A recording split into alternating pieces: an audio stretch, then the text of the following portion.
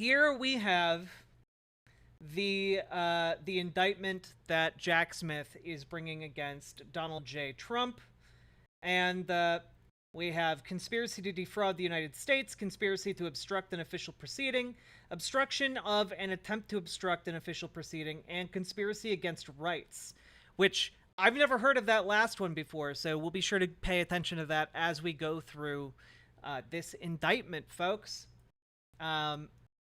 All right. Let's get down to brass tacks. And I hope you're all excited. Because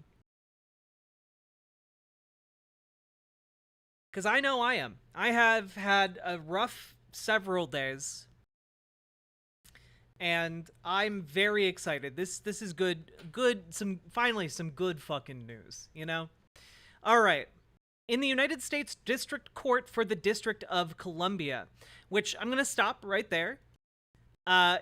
He's being charged in the District of Columbia, and as opposed to in Florida for the documents case. And this matters greatly because the number of judges who are sympathetic to Donald Trump are not as many in the District of Columbia as opposed to Florida. And in fact, let's see who got assigned this case. Does it say in the indictment? Who will be overseeing Trump in Trump case, DC?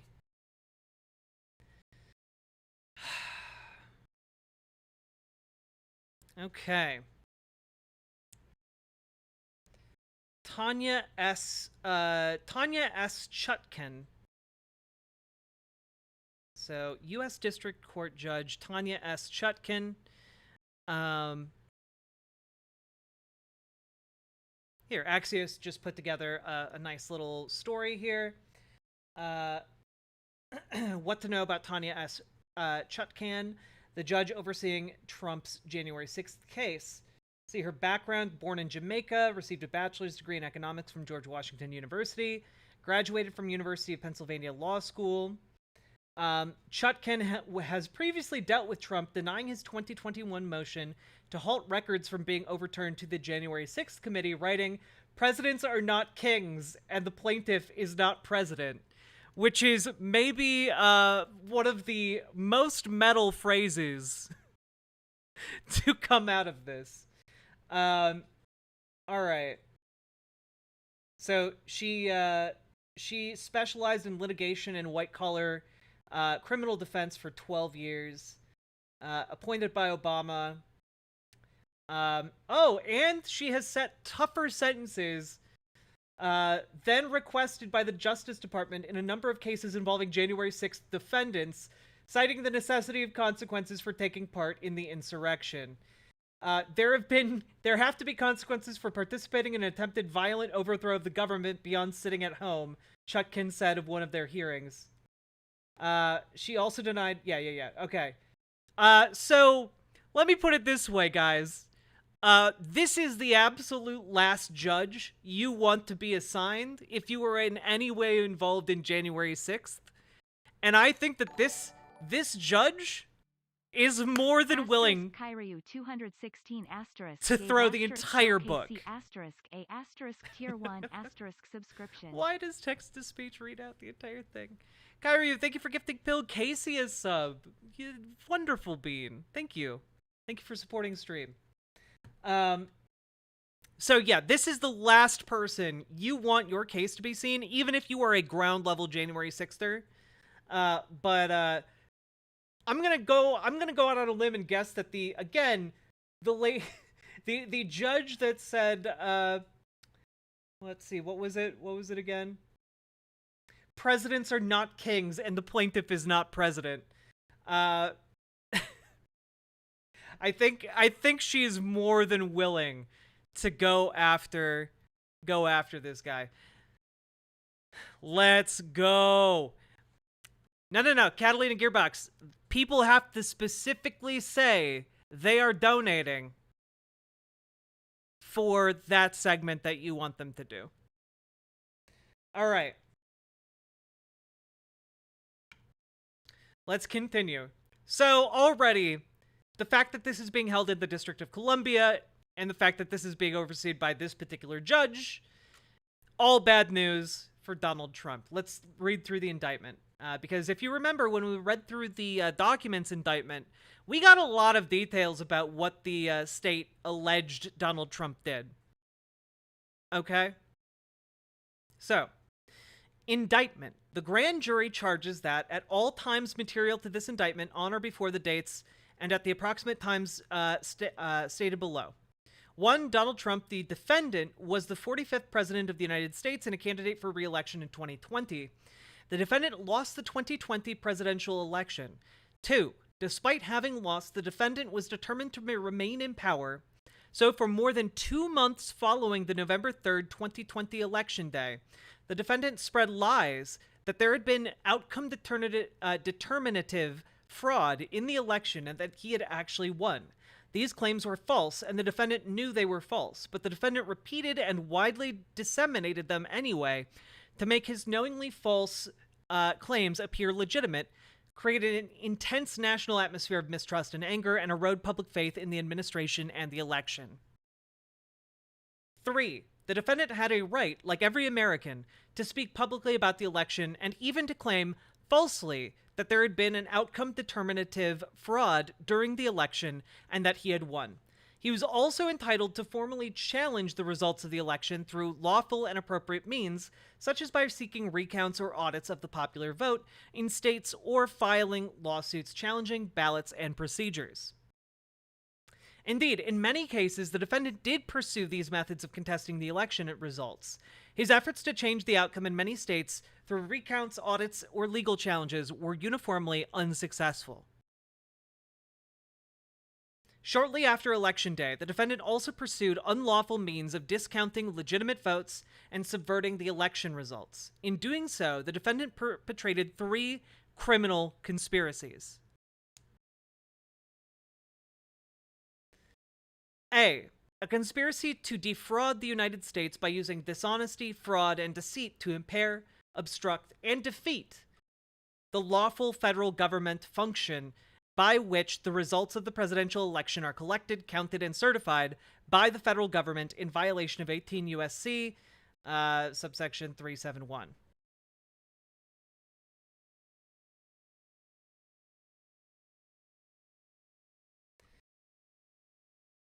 Each of these conspiracies, which built on the widespread mistrust the defendant...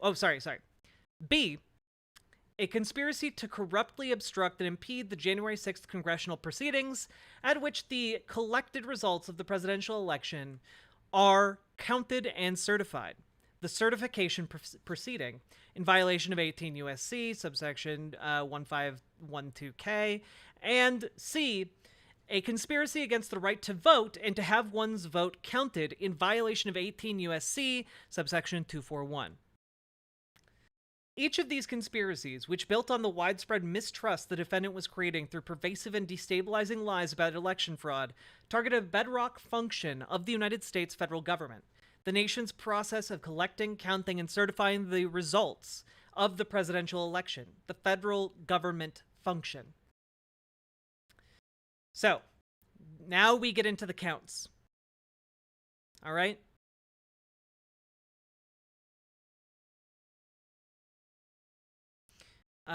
Also, if you would like to watch the stream without ads, you can come on over to riverboat.gg. The site does not have ads on it. And alternatively, you could go to youtube.com/riverboatjack. Because that also will not have ads for live streams. So,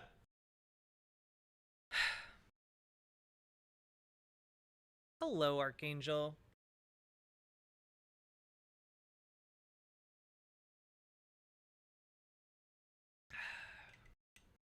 Let's go into count 1.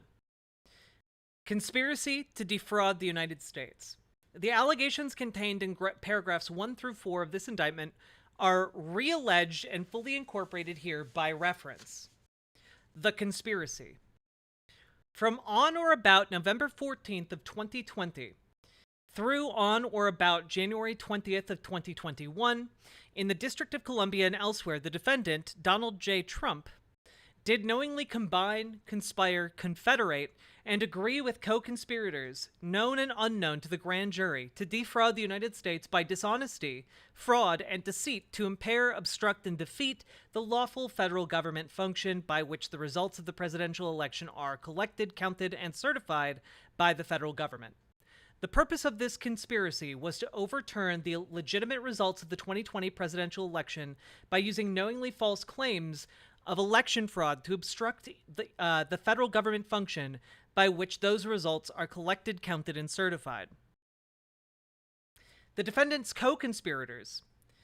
The defendant enlisted co-conspirators to assist him in his criminal efforts to overturn the legitimate results of the 2020 presidential election and retain power.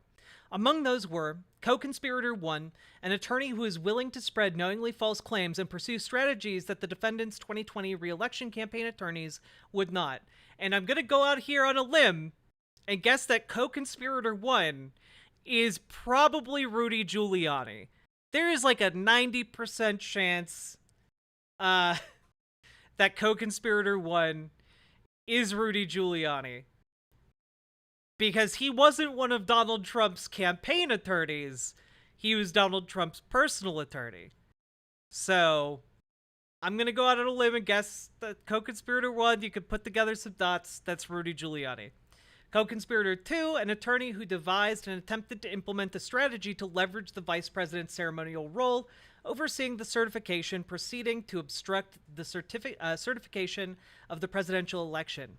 Co-conspirator 3, an attorney whose unfounded claims of election fraud the defendant privately acknowledged to others sounded crazy. Nonetheless, the defendant embraced and publicly amplified co-conspirator 3's disinformation. I'm going to guess co-conspirator 3 is the Kraken lady. That could be the Kraken lady. Co-conspirator 2 sounds like what's the guy who is really behind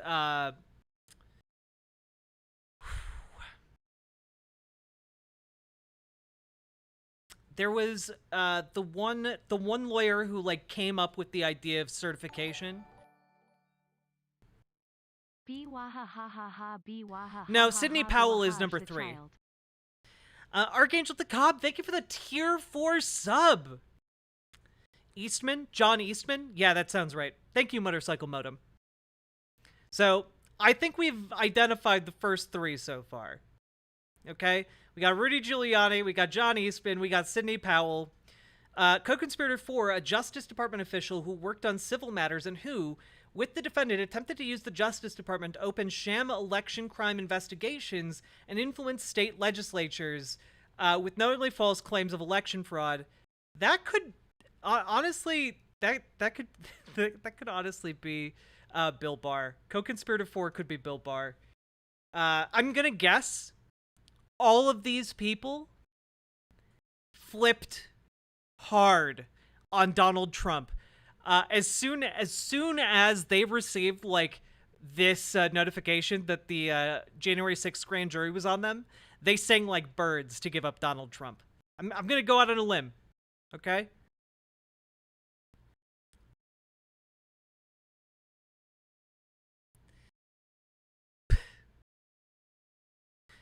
Yeah.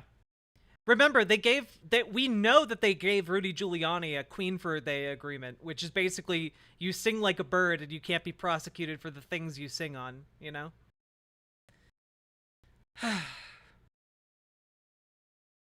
Catalina Gearbox, that would count as 4 subs if these people were stipulating that they wanted to see Skibbity Toilet.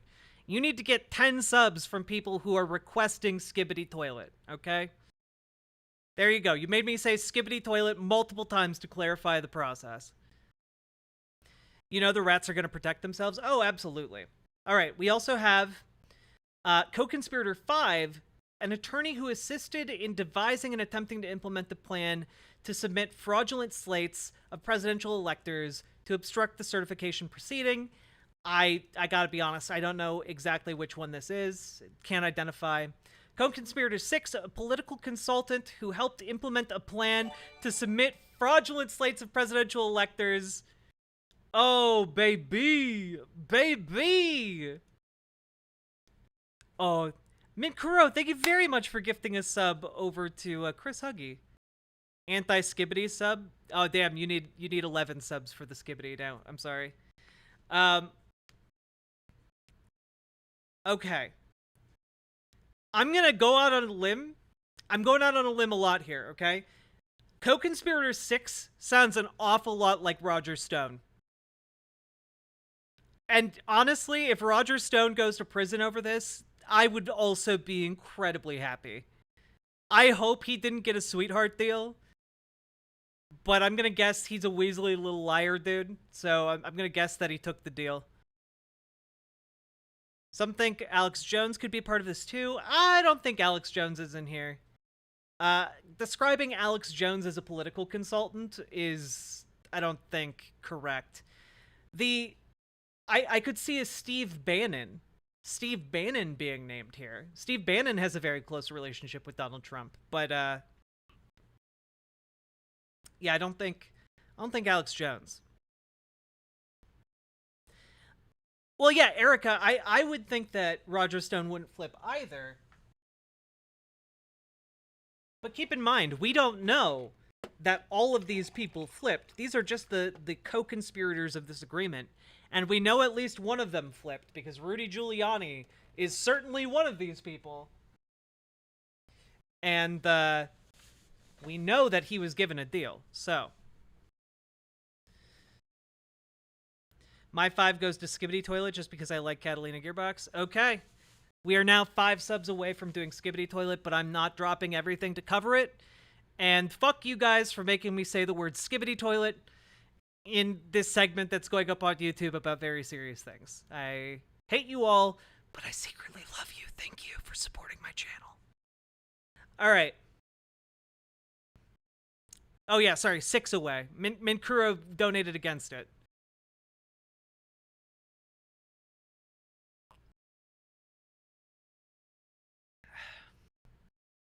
Okay.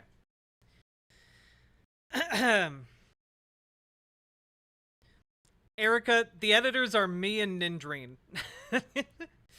And Nindreen has been very busy transitioning to her new job. So if you see any thumbnails on the channel that look weird, it's probably it's because I did it. Let's see. Oh, Archangel the Cobb, we did a charity stream a few days ago, and as part of a dono, I covered the entirety of the Skibbity lore up until episode 51. Okay. Here we go. The federal government function. The federal government function by which the results of the election for President of the United States are collected, counted, and certified was established through the Constitution and the Electoral Count Act, a federal law enacted in 1887. The Constitution provided that individuals called electors select the president, and that each state determine for itself how to appoint the electors apportioned to it. Through state laws, each of the 50 states and the District of Columbia chose to select their electors based on the popular vote in the state.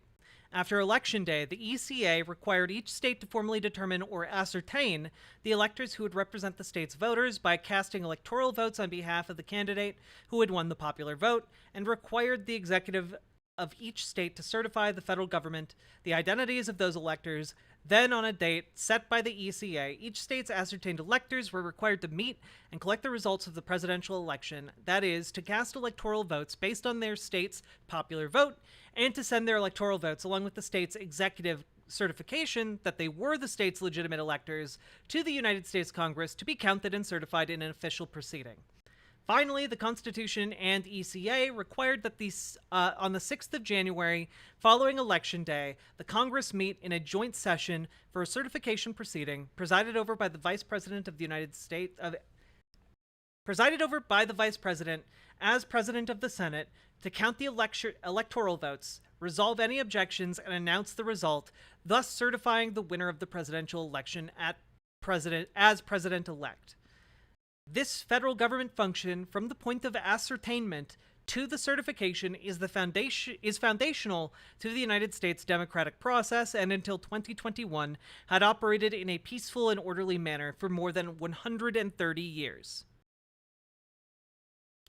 Manner and means. The defendant's conspiracy to impair, obstruct, and defeat the federal government function through dishonesty, fraud, and deceit included the following manner and means. Consider this a donation against the cursed toilets. I won't make Jack say the word because she doesn't deserve that in her life. Thank you for the $5 dono. You're now seven subs on away from getting skibbity toilets. God damn it. The defendant. Okay. A. The defendant and co-conspirators used knowingly false claims of election fraud to get state legislators and election officials to subvert the legitimate election results and change electoral votes for the defendant's opponent, Joseph R. Biden Jr., 2 electoral votes for the defendant. That is, on the pretext of baseless fraud claims, the defendant pushed officials in certain states to ignore the popular vote, disenfranchise millions of voters, dismiss legitimate electors, and ultimately cause the ascertainment of and voting by illegitimate electors in favor of the defendant. B. The defendant and co-conspirators organized fraudulent slates of electors in 7 target states: Arizona, Georgia, Michigan, Nevada, New Mexico, Pennsylvania, and Wisconsin, attempting to mimic the procedures that the legitimate electors were supposed to follow under the Constitution and other federal law and state laws. This included causing the fraudulent electors to meet on the day appointed by federal law, on which legitimate electors were to gather and cast their votes, cast fraudulent votes for the defendant, and sign certificates falsely representing that I'm evil. were legitimate electors. Okay, we'll do skibbity toilet after this. Some fraudulent electors were tricked into participating based on the understanding that their votes would be used only if the defendant succeeded in outcome determinative lawsuits within their state, which the defendant never did. The defendant and co-conspirators then caused these fraudulent electors to transmit their false certificates to the vice president and other government officials to be counted at the certification proceeding on January 6th. Okay, so I'm going to pause right here. So far, what Donald Trump did, very, very specifically, was to lead a conspiracy on, and a conspiracy, again, is just a group of people agreeing to a collective course of action. Yeah, Chris Huggy, I can do that, but I'm also going to have to open a copy. Anti-toilet. Let's see.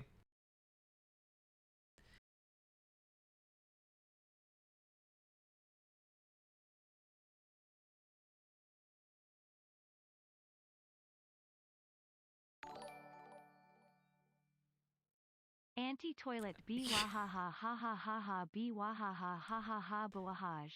God damn it, guys. All right, so there's a negative 4 subs. So you're now 4 subs away. The sub/dono wars have begun. The toilets versus the anti-toilets. Truly civil war is upon us, much like Tim Pool has predicted. Okay. Now I need to find the right page.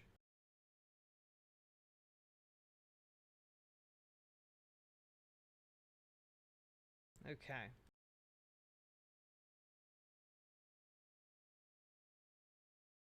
Okay. Oh, actually, you know what? I could do something smarter. Here we go. Watch this. I too am anti-toilet, skibbity or not. Anti-toilet, skibbity or not. Game on. Jesus Christ. Oh my god. Begun the toilet wars have.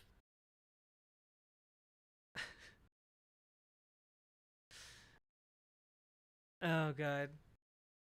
All right, you guys figure that out. I'm gonna just continue to live my life over here. F the toilet.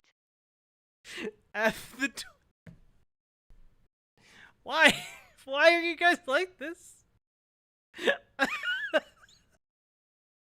Oh god. Oh, you silly gooses. You bunch of silly geese. The toilets need your help. Skippity, skippity, skippity. Let's see. Yes, my brilliant course of action that I still need to do because I keep losing my marbles. All right. Cool. Excellent.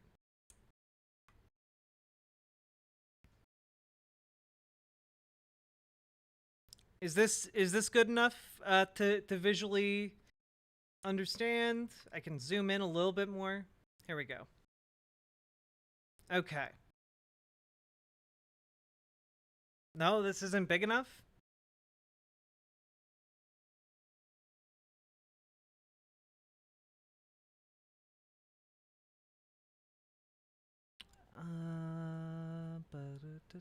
Just realized something. Boop. Oh god.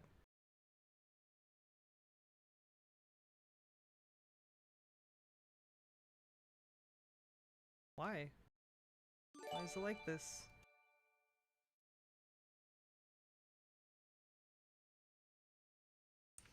Minkuro! Thank you for gifting a sub to I Hate Toilets. I guess we have to get rid of this. Damn. Text.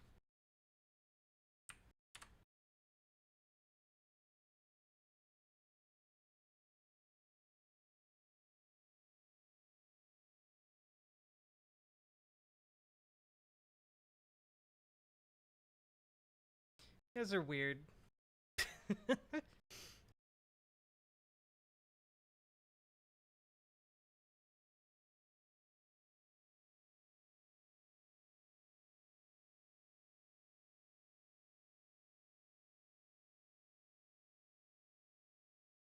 There we go.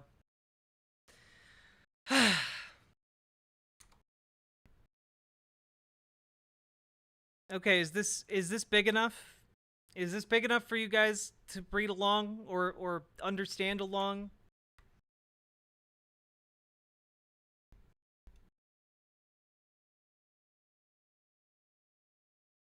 Yes? Good enough for me? Okay. Excellent.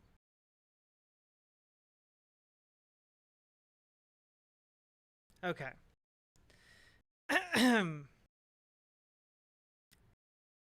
The defendant and co-conspirators organized fraudulent slates of electors in 7 targeted states: Arizona, Georgia, Michigan, Nevada, New Mexico, Pennsylvania, and Wisconsin, attempting to mimic the procedures that the legitimate electors were supposed to follow under the Constitution and other federal and state laws.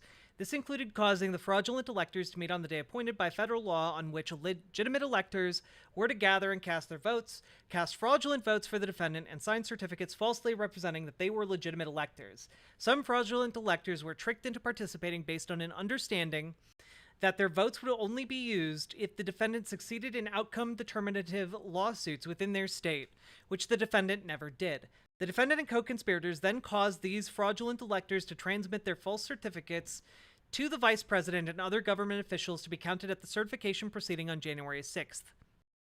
The defendant and co-conspirators attempted to use the power and authority of the Justice Department to conduct sham election crime investigations and to send a letter to the targeted states that falsely claimed that the Justice Department had identified significant concerns that may have impacted the election outcome. That sought to advance the defendant's fraudulent elector plan by using the Justice Department's authority to falsely present the fraudulent electors as a valid alternative to the legitimate electors, and that urged on behalf of the Justice Department the targeted states' legislatures to convene to create the opportunity to choose the fraudulent electors over the legitimate electors.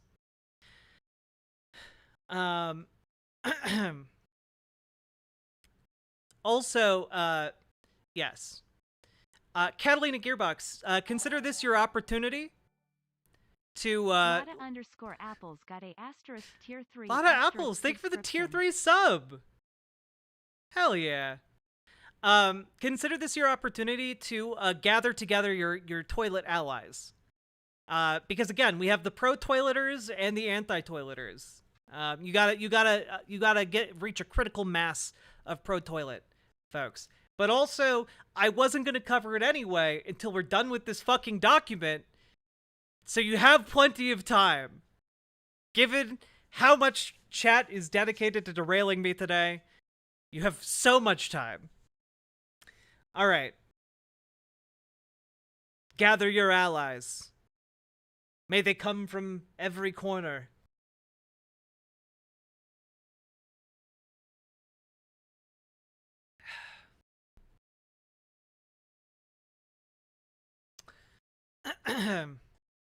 I do love you, goons.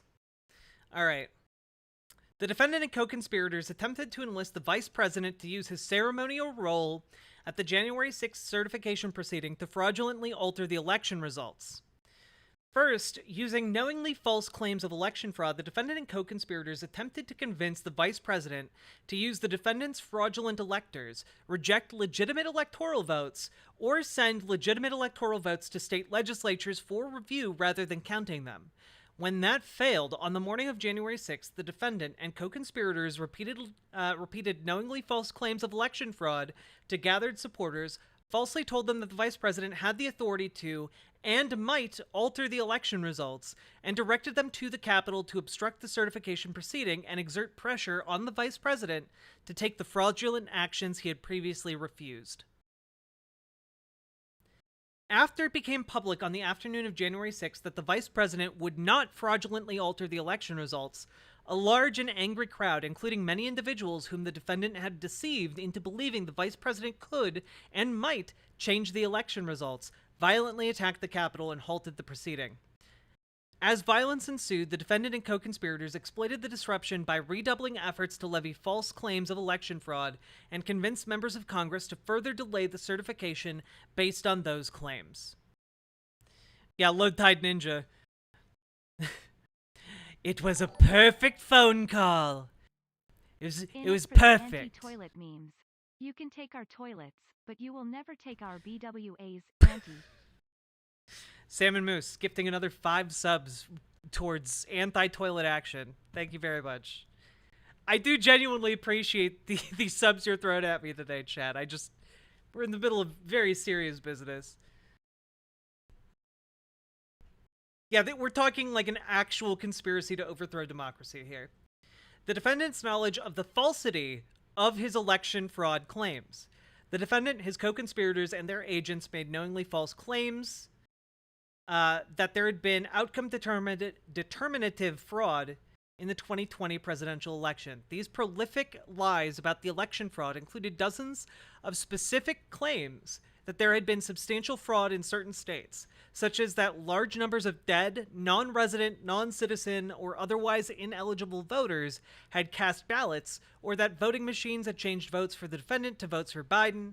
These claims were false, and the defendant knew they were false. In fact, the defendant was notified repeatedly that his claims were untrue, often by the people on whom he relied for candid advice on important matters and who were best positioned to know the facts, and he deliberately disregarded the truth. For instance, the defendant's vice president, who personally stood to gain by remaining in office as part of the defendant's ticket, and whom the defendant asked to study fraud allegations, told the defendant that he had seen no evidence of outcome determinative fraud. The senior leaders of the Justice Department, appointed by the defendant and responsible for investigating credible allegations of election crimes, told the defendant on multiple occasions that various allegations of fraud were unsupported. The Director of National Intelligence, the defendant's principal advisor on intelligence matters related to national security, disabused the defendant of the notion that the intelligence community's findings regarding foreign interference would change the outcome of the election. The Department of Homeland Security's Cybersecurity and Infrastructure Security Agency, CISA, whose existence the defendant signed into law to protect the nation's cybersecurity infrastructure from attack, joined an official multi-agency statement that there was no evidence any voting systems had been compromised, and that declared the 2020 election the most secure in American history. Days later, the CISA director, whom the defendant had appointed, announced publicly that election security experts were in agreement that claims of computer-based election fraud were unsubstantiated. The defendant then fired him. Senior White House attorneys selected by the defendant to provide him candid advice informed the defendant that there was no evidence of outcome determinative election fraud and told him that his presidency would end on Inauguration Day in 2021. Senior staffers on the defendant's 2020 re-election campaign, defendant's campaign, or campaign, whose sole mission was the defendant's re-election, told the defendant on November 7th, 2020, that he only had 5 to 10% chance of prevailing in the election, and that success was contingent on the defendant winning ongoing vote counts or litigation in Arizona, Georgia, and Wisconsin. Within a week of that assessment, the defendant lost in Arizona, meaning he had lost the election. G. State legislatures and officials, many of whom were the defendant's political allies, had voted for him and wanted him to be reelected, repeatedly informed the defendant that his claims of fraud in their states were unsubstantiated or false, and resisted his pressure to act based upon them. State and federal courts, the neutral arbiters responsible for ensuring the fair and even-handed administration of election laws, rejected every outcome determinative post-election lawsuit filed by the defendant and his co-conspirators and allies, providing the defendant real-time notice that his allegations were meritless.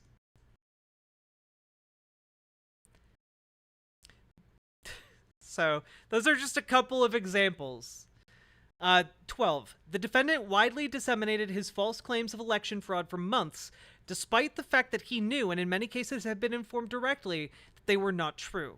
The defendant's knowingly false statements were integral to his criminal plans to defeat the federal government function, obstruct the certification, and interfere with others' rights to vote and have their votes counted. He made these knowingly false claims throughout the post-election time period, including those below that he made immediately before the attack on the Capitol on January 6th. Here are direct quotes. Or I guess these aren't direct quotes, these are not parenthetical. Paraphrased.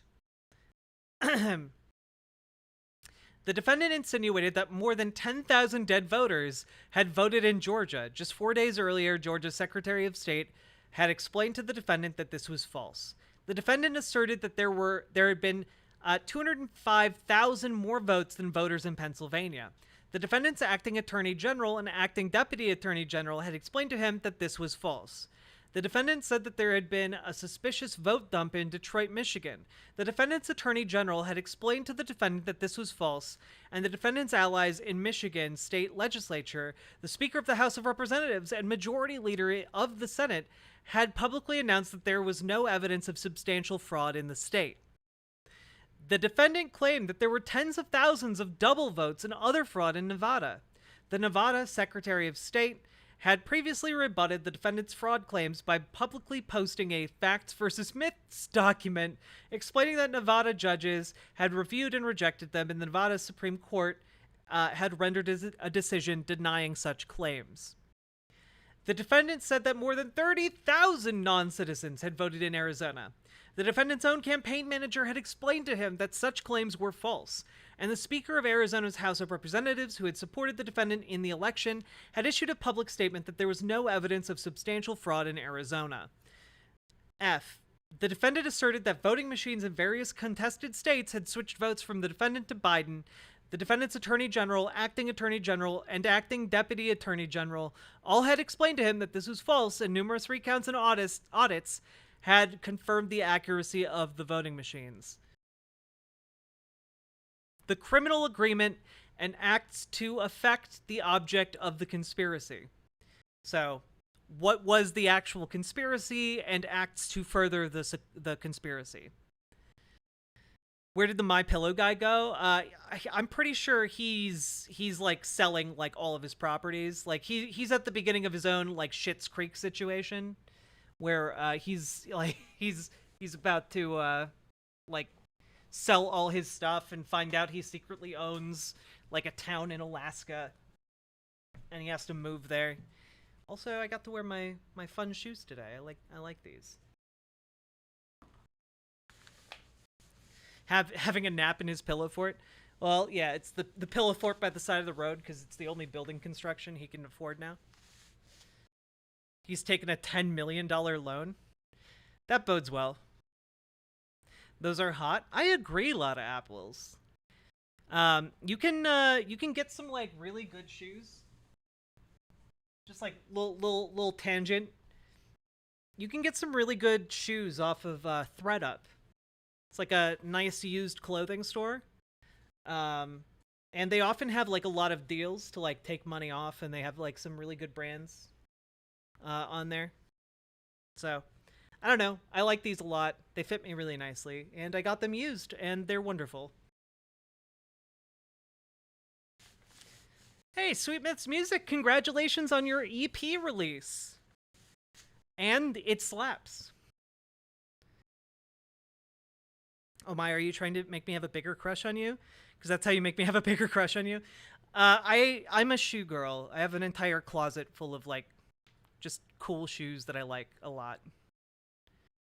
Bought my lady a pretty butterfly dress. Archangel the Cobb, you're a smooth one.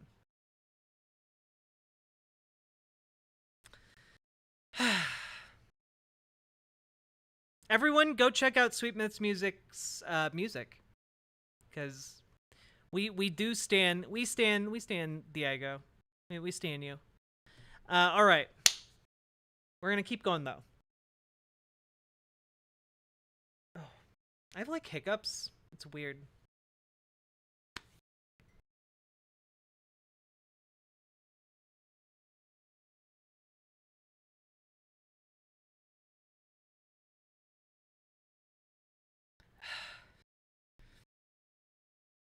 Oh, you just reached 10K streams? Congrats!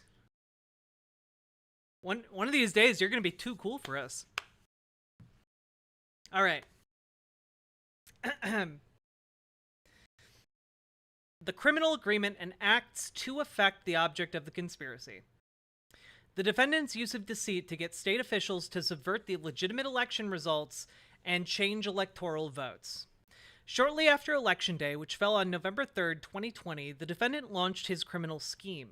On November 13th, the defendant's campaign attorneys conceded in court that he had lost the vote count in the state of Arizona, meaning based on the assessment of the defendant's campaign, based on the assessment, the defendant's campaign advisors... God damn it. Campaign advisors had given him just a week earlier, the defendant had lost the election.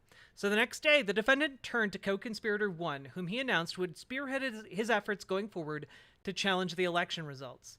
From that point on, the defendant and his co-conspirators executed a strategy to use knowing deceit in the targeted states to impair, obstruct, and defeat the federal government function, including as described below. Arizona. On November 13th of 2020, the defendant had a conversation with his campaign manager, who informed him that a claim that had been circulating that a substantial number of non-citizens had voted in Arizona was false. On November 22nd, 8 days before Arizona's governor certified the ascertainment of the state's legitimate electors based on the popular vote, the defendant and co-conspirator 1 called the Speaker of the Arizona House of Representatives and made knowingly false claims of election fraud aimed at interfering with the ascertainment of and voting by Arizona's electors as follows. So, these guys, like mafiosos of old, just like we're calling up the movers and shakers in these states to be like, hey, we've been hearing a lot of claims about we've been hearing some claims of voter fraud down there. No, sir. No, sir. There's no voter fraud down here. We looked into it. There's none. Yeah, but what if there was? What if there was though? What if you found some fraud down there? Huh? You heard a lot of stories, you know. Like just down the line of different states.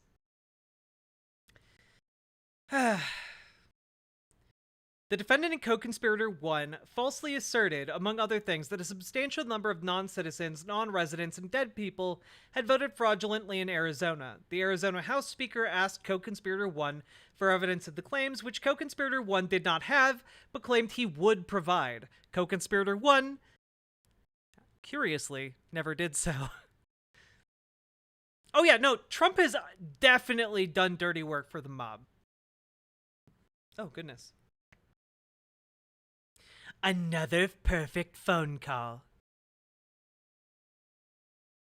The defendant and co-conspirator 1 asked the Arizona House Speaker to call the legislature into session to hold a hearing based on their claims of election fraud. The Arizona House Speaker refused, stating that doing so would require a two-thirds vote of its members, and he would not allow it without actual evidence of fraud. The defendant and co-conspirator asked the Arizona House Speaker to use the legislature to circumvent the process by which legitimate electors would be ascertained for Biden based on the popular vote, and replace those electors with a new slate for the defendant. The Arizona House Speaker refused, responding that the suggestion was beyond anything he had ever heard or thought of as something within his authority. Oh my god, dude. Like, they're literally like, what if you just like called them all together? It's basically like ringing a dinner bell, huh? Bing, bing, bing, they all show up, and then you all get together. You just say, Donald Trump won. Hey, right? You get a few of my guys in there. You say we won, eh? like, oh man, dude. Mithril Mist, there's a lot of scuttlebutt that Donald Trump did a lot of money laundering for the mob. And that's kind of the general belief that like a lot of his property investments were actually just washing money for the mob. Really? Yeah.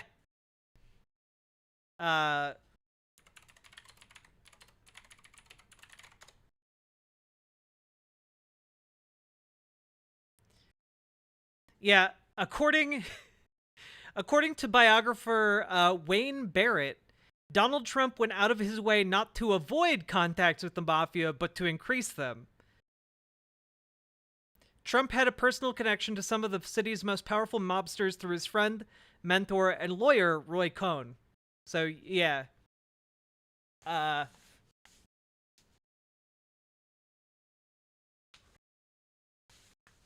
It's, for some reason, not talked about very often, but, yeah, no, he's very, very, for a very long time, it's been rumored he has connections with the mafia. And basically, yeah, he does.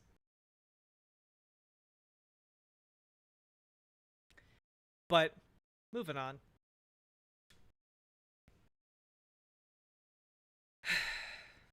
Yeah, he literally asked the Arizona House Speaker to do something that he could not do.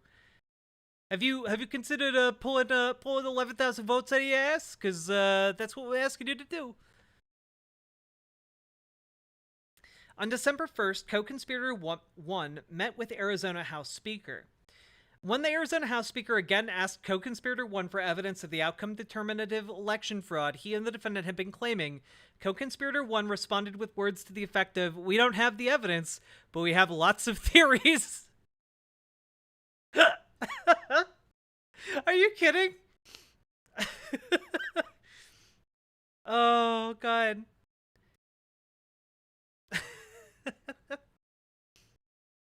We have a lot of theories about how this happened.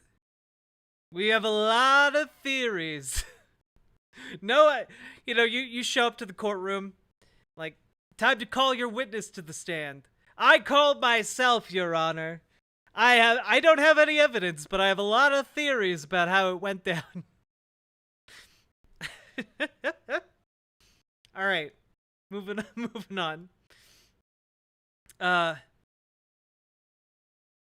On December 4th, the Arizona House Speaker issued a public statement that said, in part, "No election is perfect, and if there were evidence of illegal votes or an improper count, then Arizona law provides a process to contest the election, a lawsuit under state law. But the law does not authorize the legislature to reverse the results of an election. As a conservative Republican, I don't like the results of the presidential election. I voted for President Trump and worked hard to re-elect him. But I cannot and will not entertain a suggestion that we violate current law to change the outcome of a certified election. I and my fellow legislators swore an oath to support the U.S. Constitution and the Constitution and laws of the state of Arizona. It would violate the oath, the basic principles of Republican government, and the rule of law if we attempted to nullify the people's vote based on unsupported theories of fraud. Under the laws that we wrote and voted upon, Arizona voters choose who wins, and our system requires that their choice be respected. On the morning of January 4th, 2021, co-conspirator 2 called the Arizona House Speaker to urge him to use a majority of the legislature to decertify the state's legitimate electors.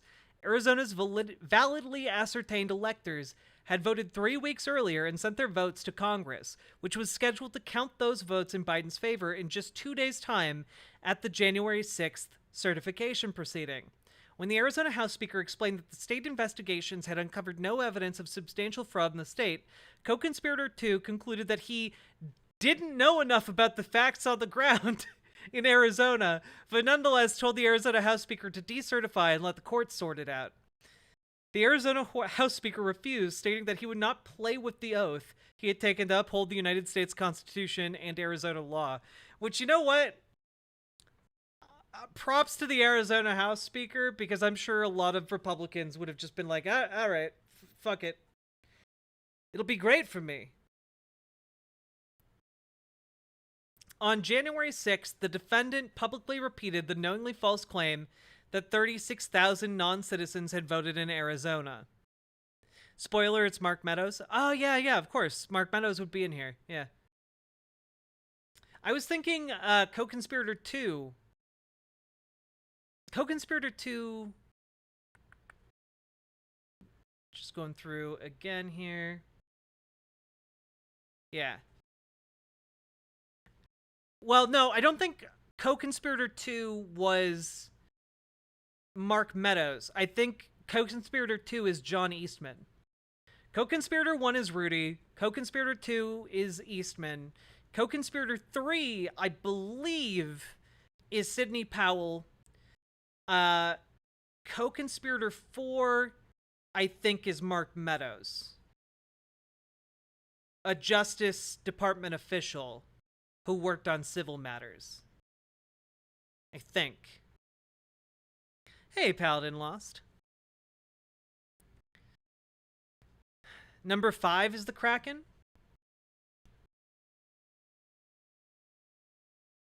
I think number 3 is, because number 3 is where, like, others, including Donald Trump, said that they sounded crazy, but kept putting the co-conspirator 3 front and center. So I think 3 is Sidney Powell, but again, I have no proof.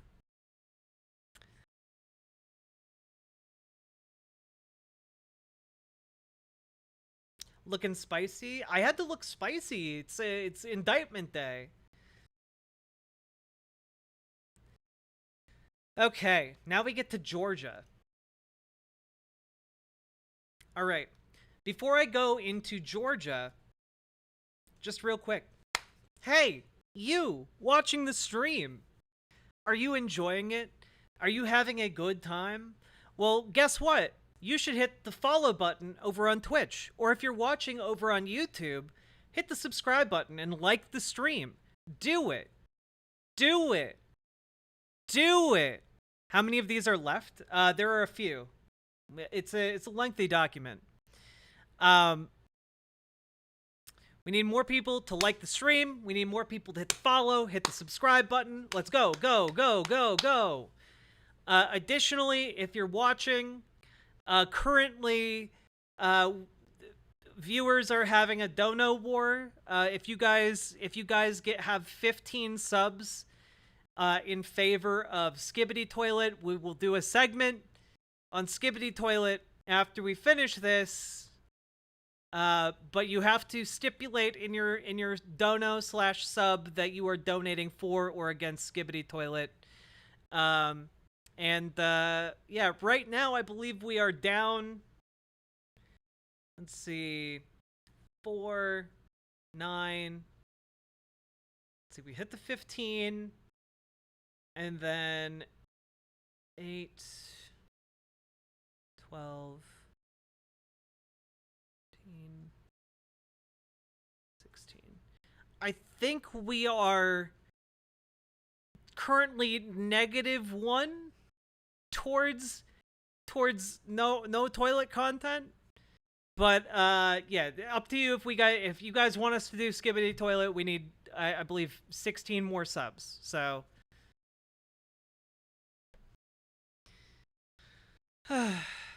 so 16 pro toilet subs. Yes.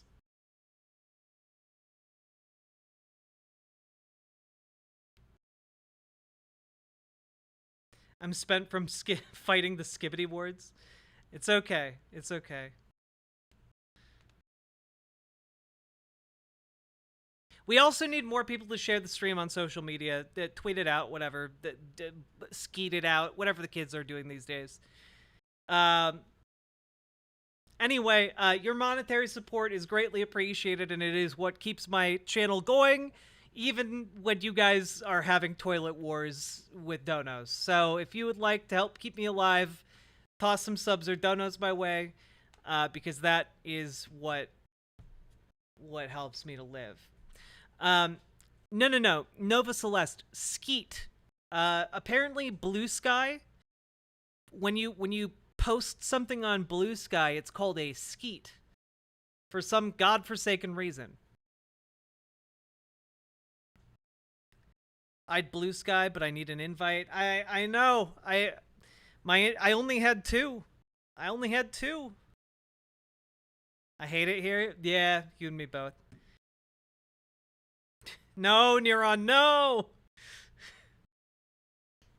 Yeah, the past tense of skeet is scat. Alright. And yes, if you are not subbed anywhere and you're watching over on Twitch, you can come on over to YouTube or riverboat.gg, where no subs are run on my stream, which is how I would do it on Twitch if I could. But come on over if you'd like an ad-free experience. You don't have to sub to get the ad-free experience. It's free. Just need to go to the website. You can also be in the on-screen chat if you go to riverboat.gg. Anyway, let's go.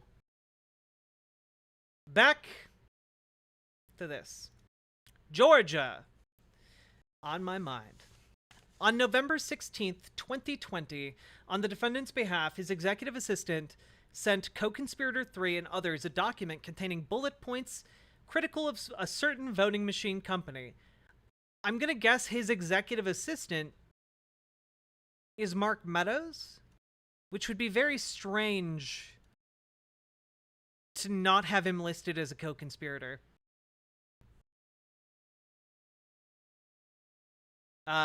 Company writing, see attached, please include as is or almost as is in lawsuit.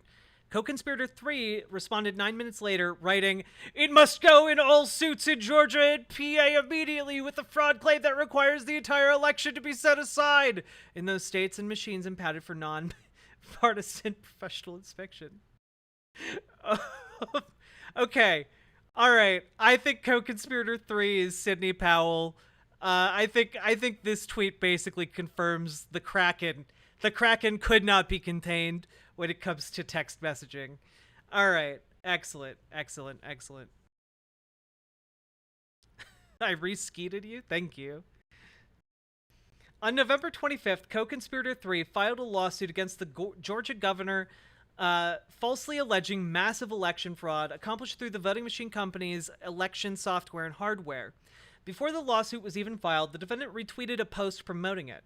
The defendant said this despite the fact that when he had discussed co-conspirator 3's far-fetched public claims regarding the voting machine company in private with the advisors, the defendant had conceded that they were unsupported and that co-conspirator 3 sounded crazy.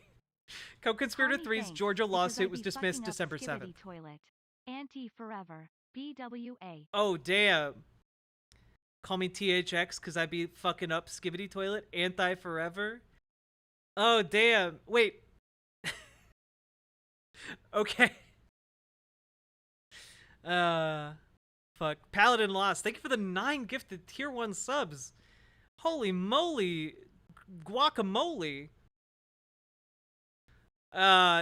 Goodness gracious. My fear is that Donald loses and the court cases keep him out in 2024, and then the right riots and goes full crazy.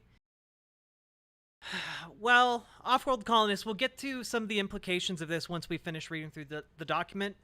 I don't think that is... I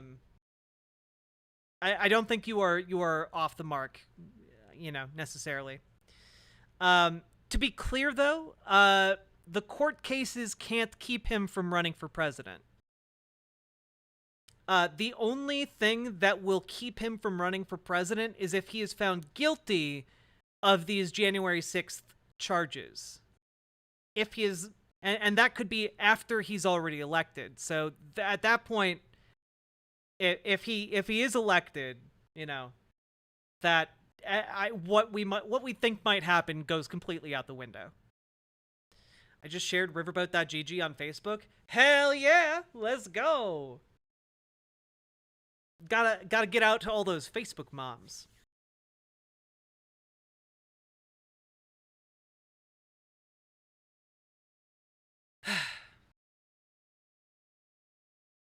For some reason, the mobile site doesn't like 10. Oh, that's so weird. I wonder why. Okay, moving on. I do like, though, that in this story, co-conspirator 3, Sidney Powell. Okay, it's Sidney Powell. Do I need more anti-subs? No, you brought the anti-sub total to, I think, -10. So, it will take a lot of subs to guarantee Skibbity appearing. That's 25 anti-toilets? No, it's... There were also pro-toilet posts, chat. So right now it's -10. It's 10 anti-toilets.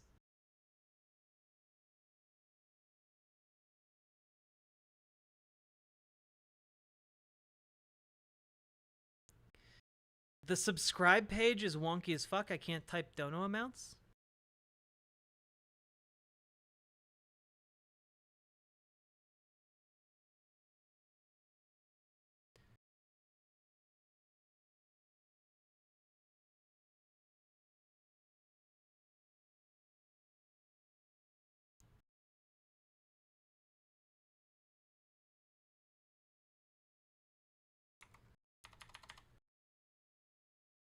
Huh. It works fine on my end, but if you're having trouble, please reach out to on the support tab of the website. Reach out to Kenzie at Whiteleaf, and they'll get on it and try and fix it. Okay. Hey, Summer Child, I'm doing great.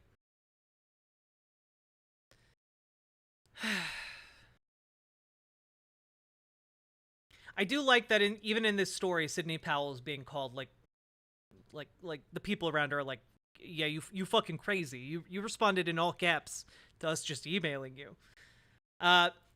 21. On December 3rd, co-conspirator 1 orchestrated a presentation to a judiciary subcommittee of the Georgia State Senate with the intention of misleading state senators into blocking the ascertainment of legitimate electors. During the presentation, an agent of the defendant and co-conspirator 1 falsely claimed that more than 10,000 dead people voted in Georgia. That afternoon, a senior advisor to the defendant told the defendant's chief of staff through text messages, "Just an FYI, a campaign lawyer and his team verified that the 10,000 supposed dead people voting in Georgia is not accurate. It was alleged in co-conspirator 1's hearing today." The senior advisor clarified that he believed the actual number was 12. Oh, god damn, dude. God damn. Like, they came with receipts in this indictment. They came with the receipts.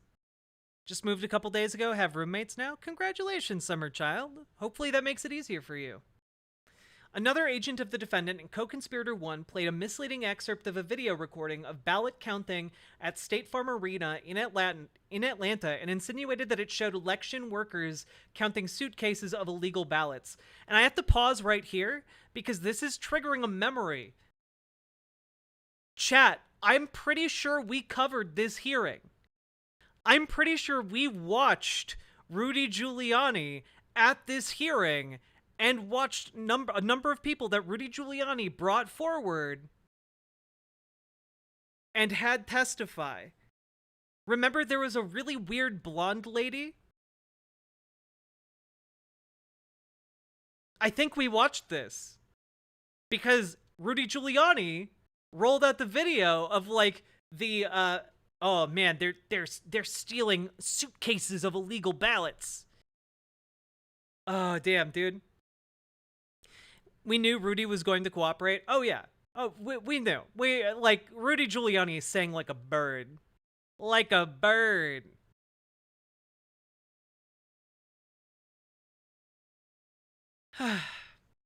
Co-conspirator 2 encouraged the legislators to decertify the state's legitimate electors based on false allegations of election fraud. Also on December 3rd, the defendant issued a tweet amplifying the knowingly false claims made in co-conspirator 1's presentation in Georgia. Wow! Wait. Wow. Blockbuster testimony taking place right now in Georgia. Ballot stuffing by Dems when Republicans were forced to leave the large counting room. Plenty more coming, folks, but this alone leads to an easy win of the state.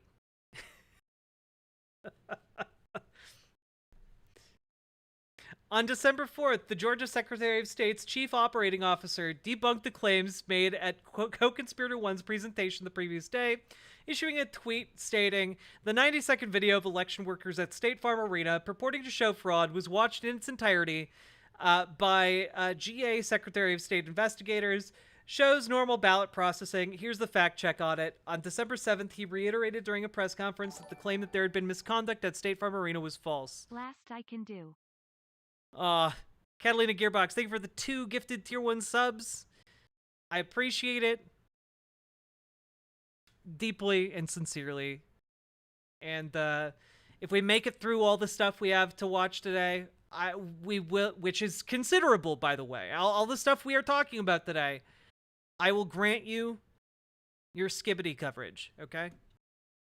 I will grant you the Zoomer culture that you seek. Or, sorry, the Gen Alpha culture. Zoomers are too old now. It's true. It's true, folks.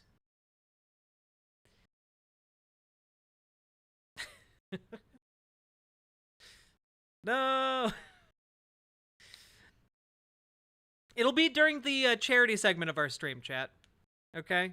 It'll be during the charity segment of our stream. Which, as far as I'm concerned, is a different segment of the stream entirely. Where we're going to be watching analog horror. We're going to finish up the Vita Carnis that we started last time. And we'll be doing a giveaway, by the way. So stick around for that. And you can win a cool thing. So just heads up on that. Alpha's on Twitch now. Damn, I'm old. I know, right? But the anti-toilets have won. Look, today is a tale of 2 streams, chat. Okay? Today is a tale of 2 streams. And the reason I say that, right? The reason I say that is because I had initially planned for today to be a very chill stream where we just did a small charity stream to finish up our charity stream for Trans Empowerment Project. But then Donald Trump had the audacity to be indicted today, and so we are effectively doing 2 different streams in one day. So in this stream that we're doing, there will be no skibbity. It's not going to be the next segment that we cover after this. We're going to talk about super cool superconductors. That's what we're going to talk about, and we're going to talk about Barbie. But then, after that, when we move over to our next half of the stream, we'll be doing some fundraising for trans people. All right. I'm definitely interested in finishing Vita Carna. Yeah, me too. I'm interested in finishing it while I'm not as scared as last time. quite hot superconductors, in fact. Yeah, true. They're the opposite of cool. Yes. But please, for the love of God, we need to get through this Donald Trump stuff. This is actually super, super important. Like, I know that you guys are probably, like, rolling your eyes, like, oh man, we've heard about Trump being indicted again. It's just a Tuesday. And it's just like, well, yeah, but, like, this is actually super important because he's being indicted for trying to overthrow the U.S. government. Like, this is history, chat. So, okay.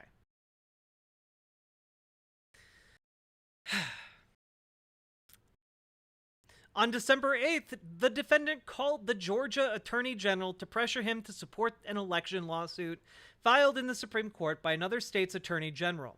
The Georgia Attorney General told the defendant that officials had investigated various claims of election fraud in the state and were not seeing evidence to support them. Also on December 8th, a senior campaign advisor who spoke with the defendant on a daily basis and had informed him on multiple occasions that various fraud claims were untrue, expressed frustration that many of co-conspirator 1 and his legal team's claims could not be substantiated. As early as mid-November, for instance, the senior campaign advisor had informed the defendant that his claims of a large number of dead voters in Georgia were untrue. With respect to the persistent false claims regarding State Farm Arena, on December 8th, the senior campaign advisor wrote in an email, "When our research and campaign legal team can't back up any of the claims made by our elite strike force legal team," really? That's okay. "By our elite strike force legal team, you can see why we're 0-32 on our cases. I'll obviously hustle to help on all fronts, but it's tough to own any of this when it's all just conspiracy shit beamed down from the mothership." I can't believe this is a real quote. Chat, I need you to understand. The phrase, "it's all just conspiracy shit beamed down from the mothership," is a phrase being cited in the document indicting our former president for attempted overthrow of democracy. This is insane, dude. On December 10th, 4 days before Biden's validly ascertained electors were scheduled to cast votes and send them to Congress, co-conspirator 1 appeared at a hearing before the Georgia House of Representatives Government Affairs Committee. Co-conspirator 1 played the State Farm Arena video again and falsely claimed that it showed voter fraud right in front of people's eyes and was the tip of the iceberg. Then he cited 2 election workers by name, basically accusing them of, quote, "quite obviously surreptitiously passing around USB ports as if they were vials of heroin or cocaine," and suggested that they were criminals whose places of work, their homes, should have been searched for evidence of ballots, for evidence of USB ports, for evidence of voter fraud. Thereafter, the 2 election workers received numerous death threats. Oh my god, dude. Oh my god. On December 15th, the defendant summoned the incoming acting attorney general, the incoming acting deputy attorney general, and others to the Oval Office to discuss allegations of election fraud. Yeah, no. So if you guys are a little bit lost here, the USB port thing was based off of this idea that essentially that conservatives came up with, that if you downloaded the right viral software, you could plug that USB port into a voting machine and then alter the vote tally. And so their claim at this point in the election cycle was that pro-Biden folks, Bidenistas, if you will, had been going around the country in different voting areas, secretly sticking USBs into the ports of voting machines to change the election results, and then quickly taking them back. Yeah, they mean USB stick, where they say the USB port thing. Could you link to this article? Yeah, here you go. It's just a copy of the indictment. So it's accessible to everybody. Hey, Weebit, how you doing? All right. So, on December 15th... Oh, yeah. All right. discuss allegations of election fraud. During the meeting, the Justice Department officials specifically refuted the defendant's claims about State Farm Arena, explaining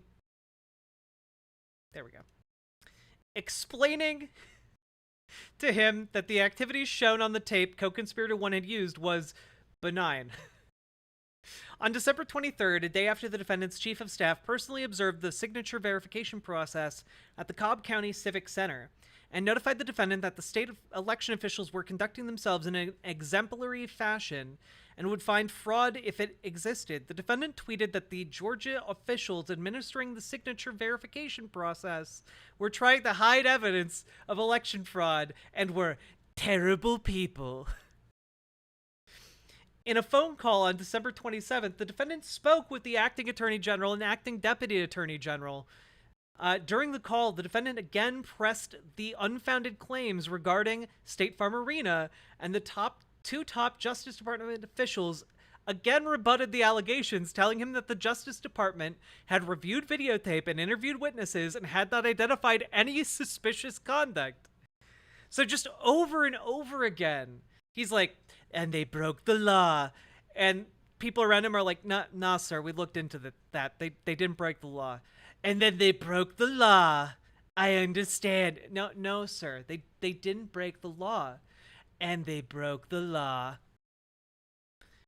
On December 31st, the defendant signed a verification affirming false election fraud allegations made on his behalf in a lawsuit filed in his name against the Georgia governor. In advance of the filing, co-conspirator 2, who was advising the defendant on the lawsuit, acknowledged in an email that he and the defendant had, since signing a previous verification, been made aware that some of the allegations, the evidence proffered by the experts, had been inaccurate, and that signing a new affirmation with that knowledge and incorporation by reference would not be accurate. The defendant and co-conspirator 2 caused the defendant's signed verification to be filed nonetheless.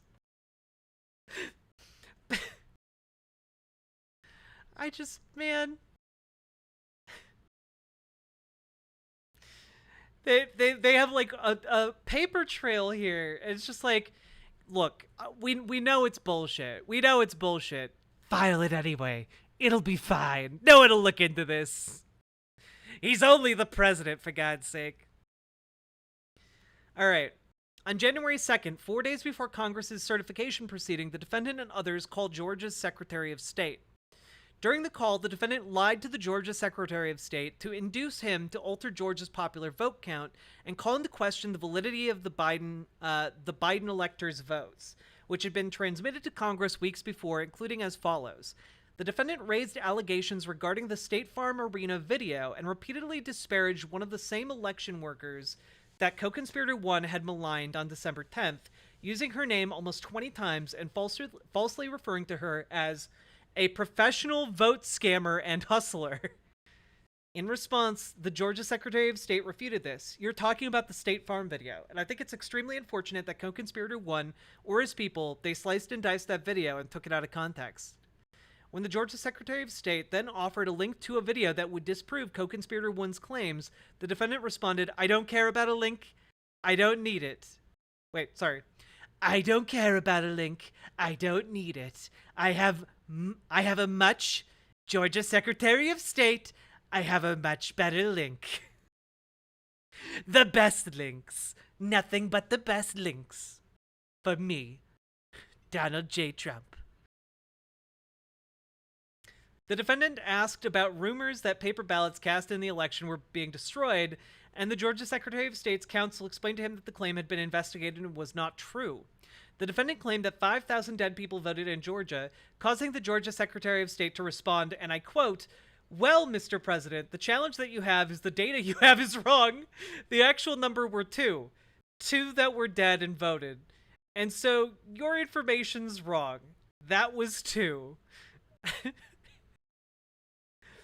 I hear, Georgia Secretary of State, I hear that 5,000 dead people voted. Well, Mr. President, the challenge is that you have here is that the data you have is wrong. The challenge you have, sir, is that you are a nincompoop. The defendant claimed that thousands of out-of-state voters had cast ballots in Georgia's election, which the Georgia Secretary of State's counsel refuted, explaining, "We've been going through each of those as well, and those numbers that we got, the defendant's counsel was just saying they're not accurate. Every one of them, everyone we've been through are people that lived in Georgia, moved to a different state, but then moved back to Georgia legitimately. They moved back in years ago. This was not like something just before the election." In response to multiple other of the defendant's allegations, the Georgia Secretary of State counsel told the defendant that the Georgia Bureau of Investigation was examining all such claims and finding no merit to them. The hits keep coming and they don't stop coming. The defendant said that he needed to find 11,780 votes and insinuated that the Georgia Secretary of State and his counsel could be subject to criminal prosecution. They failed to find election fraud as he demanded, stating, and this is a direct quote, "And you're going to find that they are, which is totally illegal. It's more illegal for you than it is for them, because you know what they did, and you're not reporting it. That's a criminal, you know. That's a criminal offense. And you know, you can't let that happen. That's a big risk to you." And the Georgia Secretary of State's counsel, "You're a lawyer." The next day, on January 3rd, the defendant falsely claimed that the Georgia Secretary of State had not addressed the defendant's allegations, publicly stating that the Georgia Secretary of State was unwilling or unable to answer questions such as ballots under table scam, ballot destruction, or out-of-state voters, dead voters, and more. He has no clue. Sounds just like a mob boss. Well, again, a lot of the rumors about his previous connections. On January 6th, the defendant publicly repeated the knowingly false insinuation that more than 10,300 dead people had voted in Georgia. Again, the day of the attempt to overthrow democracy. Michigan. On November 5th, 2020, the defendant... Oh, goodness. Okay, we're good. November 5th, 2020, the defendant claimed that there had been a suspicious dump of votes, purportedly illegitimate ballots, stating, "In Detroit, there were hours of unexplained delay in delivering many of the votes for the counting. The final batch did not arrive until 4 in the morning, and even though the polls closed at 8 o'clock. So they brought it in, and the batches came in, and nobody knew where they were from, folks." On November 20th, 3 days before Michigan's governor signed a certificate of ascertainment notifying the federal government that, based on the popular vote, Biden's electors were to represent Michigan's voters, the defendant held a meeting in the Oval Office with the Speaker of the Michigan House of Representatives and the Majority Leader of the Michigan Senate. In the meeting, the defendant raised his false claim, among others, of an illegitimate vote dump in Detroit. In response, the Michigan Senate Majority Leader told the defendant that he had lost Michigan not because of fraud, but because the defendant had underperformed with certain voter populations in the state. Upon leaving their meeting, the Michigan House Speaker and Michigan Senate Majority Leader issued a statement reiterating this.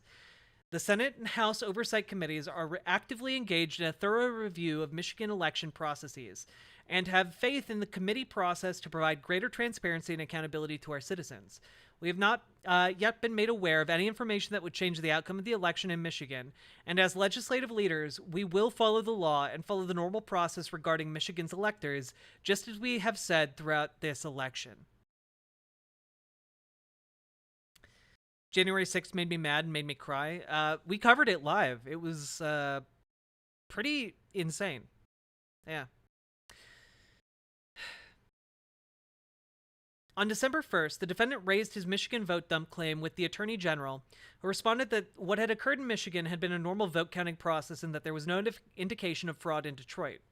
Despite this, the next day, the defendant made a knowingly false statement that in Michigan, at 6:31 in the morning, a vote dump of 149,772 votes came in unexpectedly. We were winning by a lot. That batch was received in horror. Horror. Nobody knows anything about it. It's corrupt. Detroit is corrupt. I have a lot of friends in Detroit. They know it. But Detroit is totally corrupt.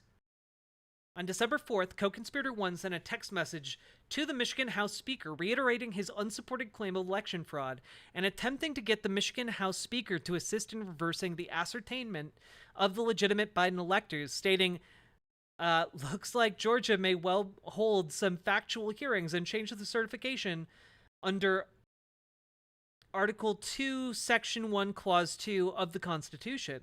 As co-conspirator 2 explained, they don't just have the right to do it, but the obligation. Help me get this done in Michigan. Similarly, on December 7th, despite still having established no fraud in Michigan, co-conspirator 1 sent a text intended for the Michigan Senate Majority Leader. So I need you to pass a joint resolution from the Michigan legislature that states that the election is in dispute, there's an ongoing investigation by the legislature, and the electors sent by Governor Whitmer are not the official electors of the state of Michigan and do not fall within the safe harbor deadline of December 8th under Michigan law. So, again, what they're trying to do here is deliberately and stealthily, behind the scenes, replace electors that have been elected by the state, the legitimate electors, with their own electors. And subvert democracy by disenfranchising those voters. Ideally, it seems like in each of these states, they're trying to do so without the public's knowledge, but then run into a roadblock from people they thought were willing to play ball, and so they turn to the public to rile up the public farther and farther and farther. That seems to be the playbook here, repeatedly. So, just so we're all clear on that. On December 14th, the day that electors in states across the country were required to vote and submit their votes to Congress, the Michigan House Speaker and Michigan Senate Majority Leader announced that contrary to the defendants' requests, they would not decertify the legitimate election results or electors in Michigan. I do have to say, by the way, I am not a fan of Republicans, but at the very, very least, these Republicans were like, you know, truly like mainstream Republican types. You know, they might hate the gays. They might want to give the rich all of the money in the world. They might want to, like, I don't know, strip some human rights here or there. But fundamentally, they aren't willing to strike against democracy, which honestly was not something that I thought was that firm to them.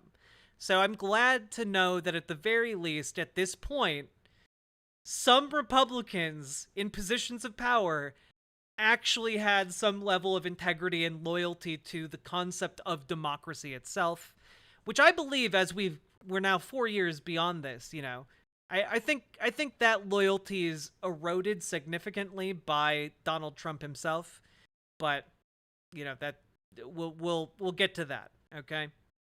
Hey, Lost Sue. Folks, you should go follow Lost Sue if you're interested in Indigenous history and learning a lot of really, really great info. Highly recommend. Thank you for upholding the bare minimum. Honestly, though, like, yeah, I'm glad I'm glad that we have some people on the conservative side who are willing to uphold the bare minimum. Hey, BioWolf. What have I missed so far? We've been going through all of the evidence in the indictment. There are 4 charges so far, and this conspiracy goes pretty deep. The fact that there's a lot of Donald Trump directly engaging with political officials to get them, like, to side with him.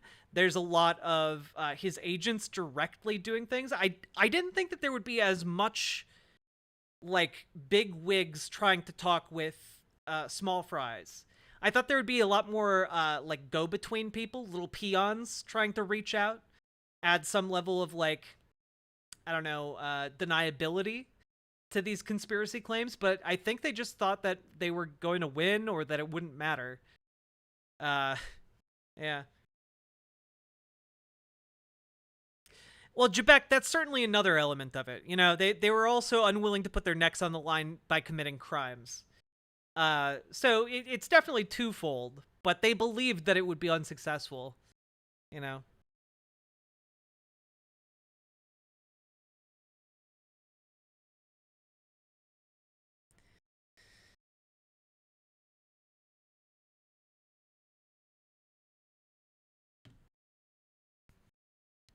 Still wild to see it actually stick. I'll check out the VOD.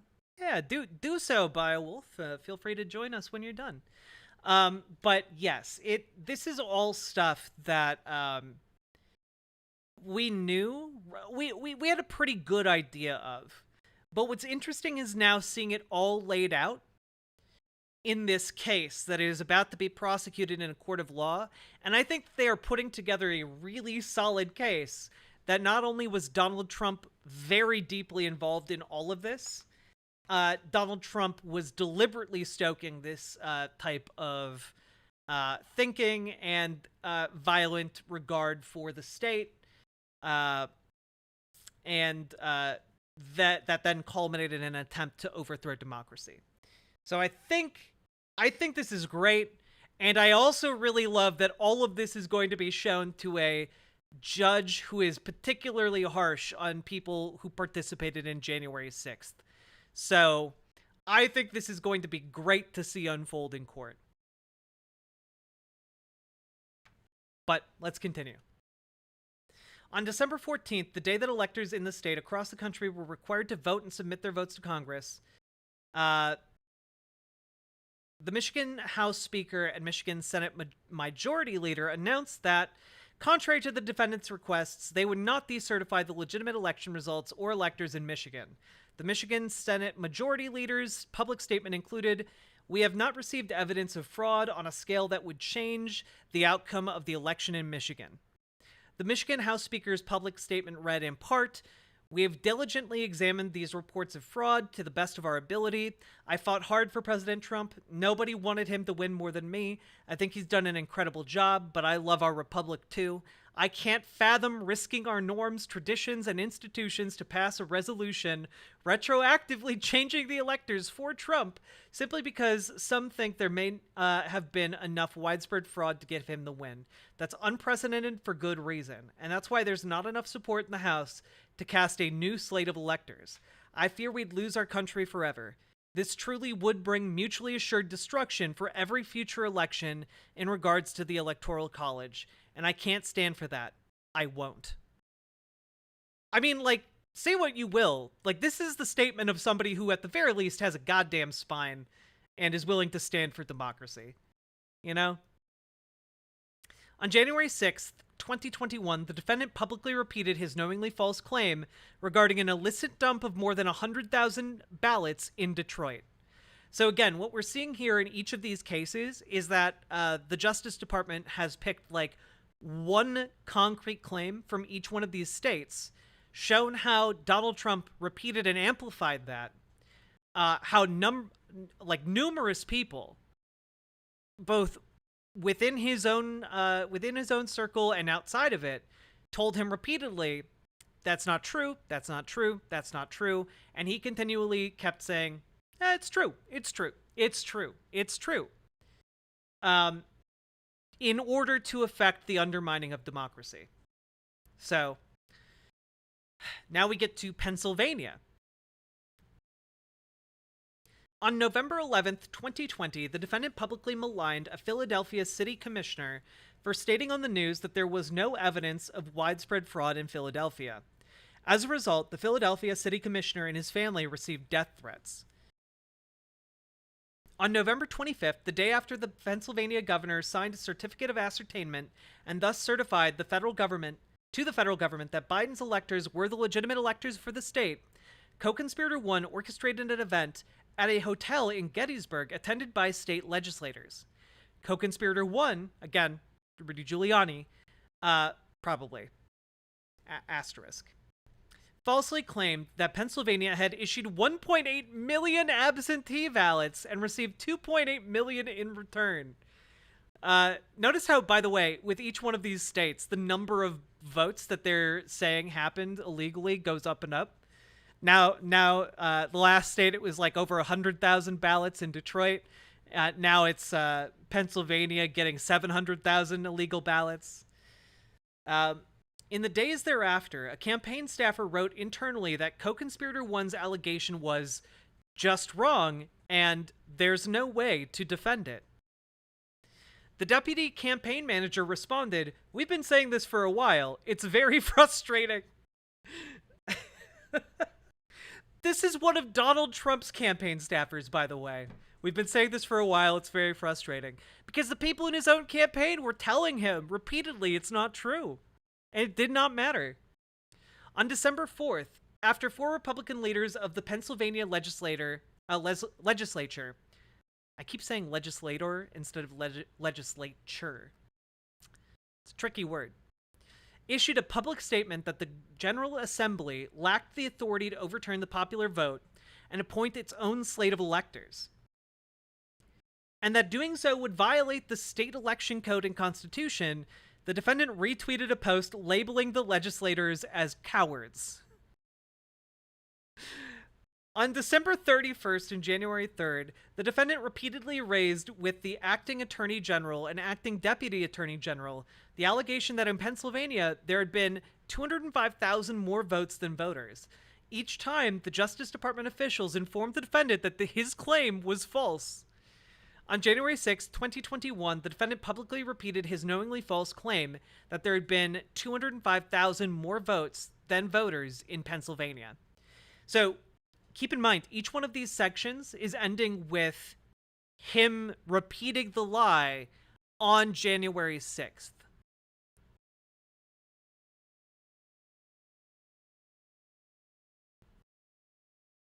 Oh, shit. Jess writes, sorry, Jack, I was driving and couldn't type, but in Michigan, the board was made up of 5 people. The board voted 3-2 to certify, so it came down to one man that saved us all. Oh my god. Democracy is such a fragile thing, folks. It's such a delicate, fragile thing, which is why I think it is great that this judge that is overseeing this particular case knows that and has been seeking to make everyone who participated in January 6th an example for attempting to overthrow democracy.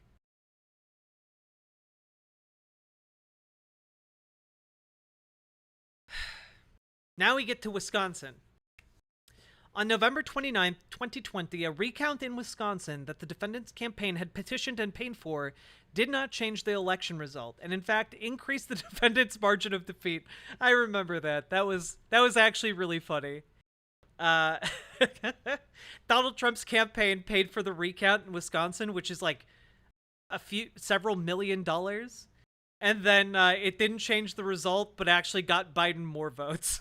Officially tallied. Wonderful. On December 14th, the Wisconsin Supreme Court rejected an election challenge by the campaign. One justice wrote, "Nothing in this case casts any legitimate doubt that the people of Wisconsin lawfully chose Vice President Biden and Senator Harris to be the next leaders of our great country." On December 21st, as a result of the state Supreme Court's decision, the Wisconsin governor, who had signed a certificate of ascertainment on November 30th identifying Biden's electors as the state's legitimate electors, signed a certificate of final determination in which he recognized that the state Supreme Court had resolved the controversy regarding the appointment of Biden's electors, and confirmed that Biden had received the highest number of votes in the state, and that his electors were the state's legitimate electors. That same day, in response to the court decision that had prompted the Wisconsin governor to sign a certificate of final determination, the defendant issued a tweet repeating his knowingly false claim of election fraud and demanding that the Wisconsin legislature turn over the election results that had led to the ascertainment of Biden's electors as the legitimate electors. He's like, "Oh yeah, you found more votes for Biden? Give it to my guys. We'll find the real number." We'll get the real number. You just give my guys the votes. Oh, would you look at that? They all burned up in a fire, but my guys looked at all the votes. They said I had more, so I guess I'm the new president or whatever. Oh god.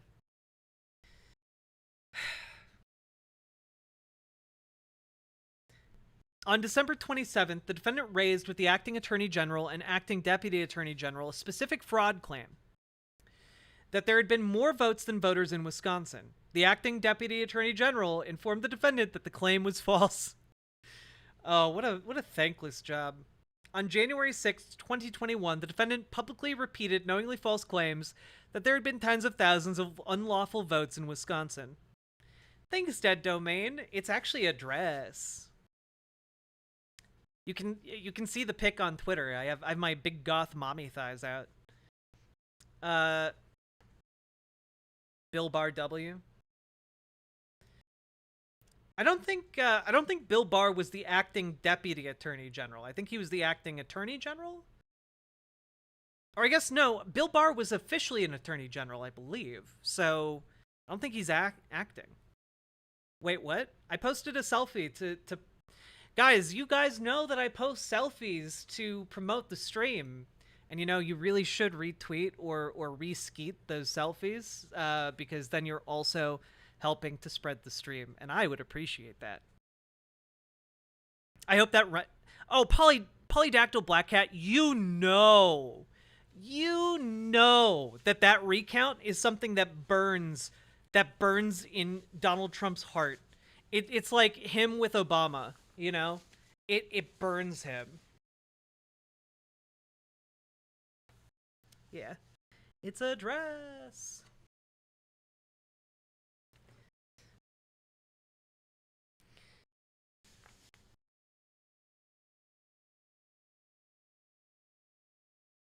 Selfies or thirst traps?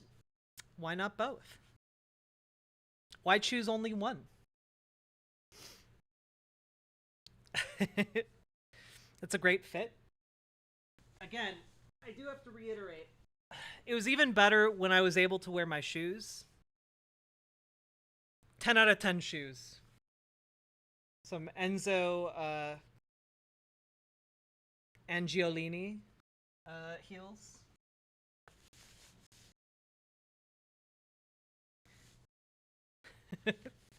Well, alt fact, I also posted it on Blue Sky, so you know.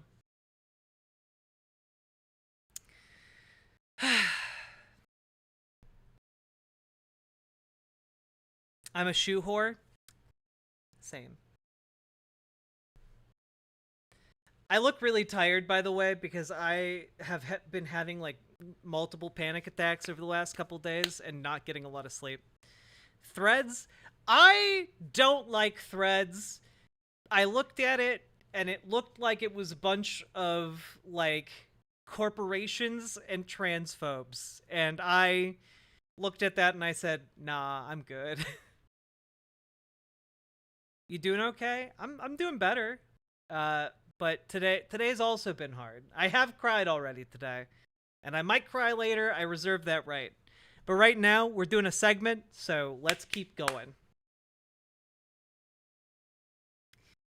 Let's see here. The defendant's use of dishonesty, fraud, and deceit to organize fraudulent slates of electors and cause them to transmit false certificates to Congress. Also, y'all should go check out Dead Domain's content. They make great media breakdowns and also good video essayist content.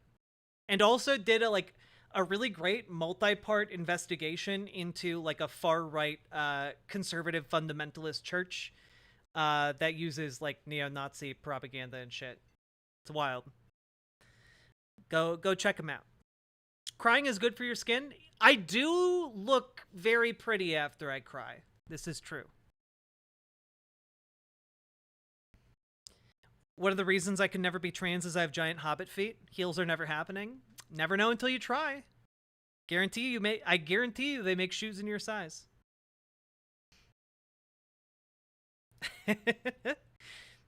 Oh, Mithril Mist. I'm glad people enjoy my dress. It's hugging my curves quite a bit. You look pretty all the time. Well, I'm trying real hard today because it's a big deal to be covering this. So let's not all women wear heels. It's true.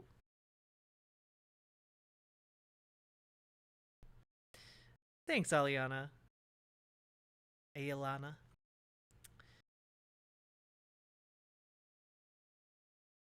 About this dead domain infiltration. Yeah, no, Erica, definitely.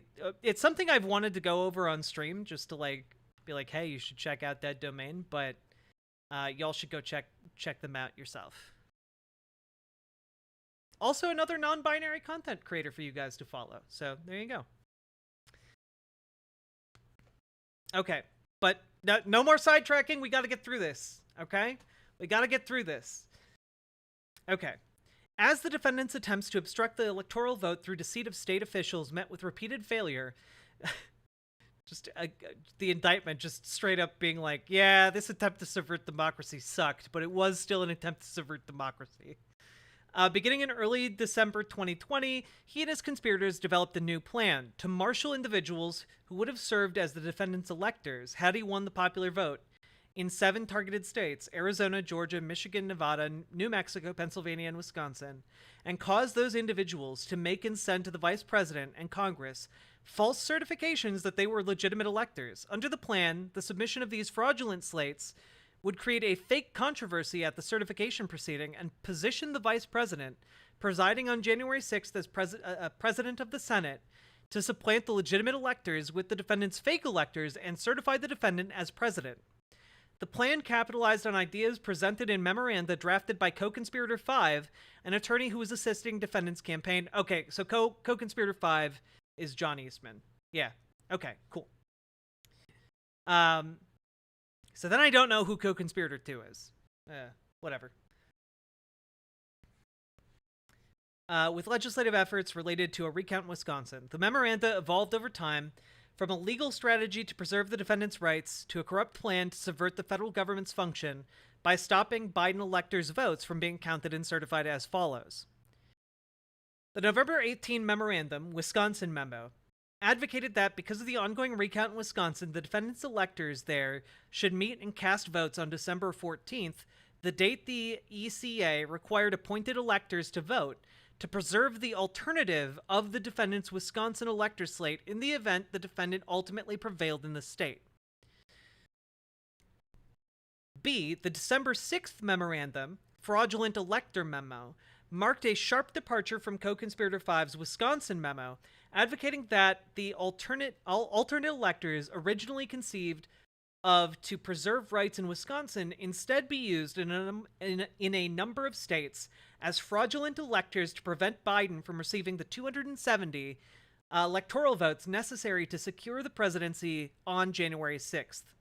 The fraudulent elector memo suggested that the defendant's electors in 6 purportedly contested states, Arizona, Georgia, Michigan, Nevada, Pennsylvania, and Wisconsin, should meet and mimic as best as possible the actions of the legitimate Biden electors, and that on January 6th, the vice president should open and count the fraudulent votes, setting up a fake controversy that would derail the proper certification of Biden as president-elect. So again, we get from spreading misinformation that directly then leads into January 6th, and then we get the full-fledged electoral slate, or elector slate conspiracy, right?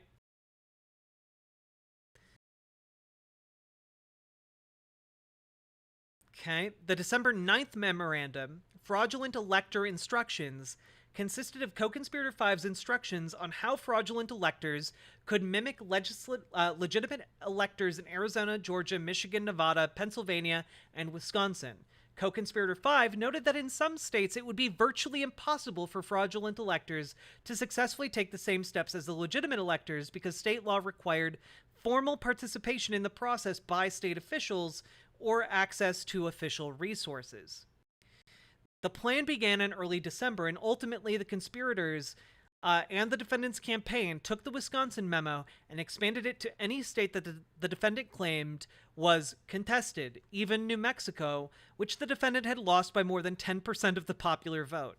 This expansion was forecast by emails the defendant's chief of staff sent on December 6th, forwarding the Wisconsin memo to campaign staff and writing, "We just need to have someone coordinating the electors for states." They were just too, what's really interesting about all of this, right? Good night, public loser. What's really interesting about all of this is that they just did not conceive that what they were doing was fundamentally overthrowing democracy. No one in the Trump world was allowed to sit back and be like, hey, Are we destroying democracy? None of them were like able to do that, you know? Like oh god. We just need someone coordinating the electors for states. Hey, everybody in our campaign. Everybody in our campaign. Guess what? We're subverting democracy. Get on in here. I think they knew what they were doing and didn't care.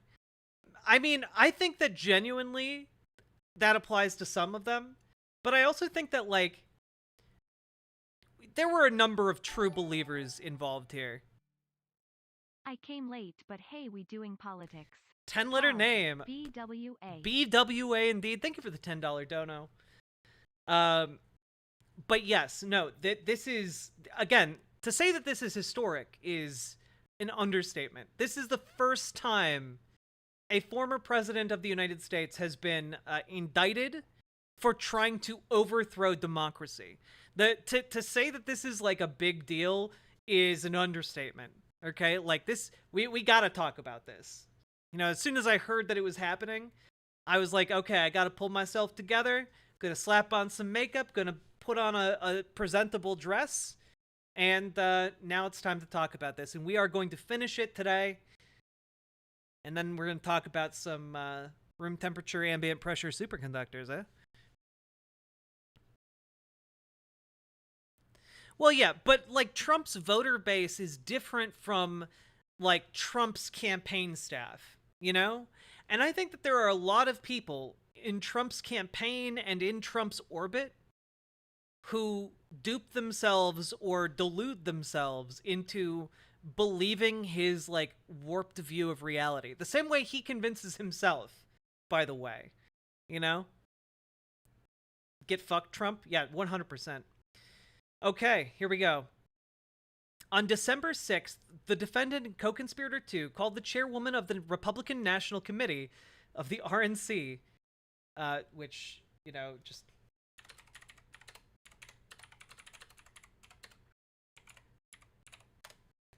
real quick. Feel like we need maybe some background info.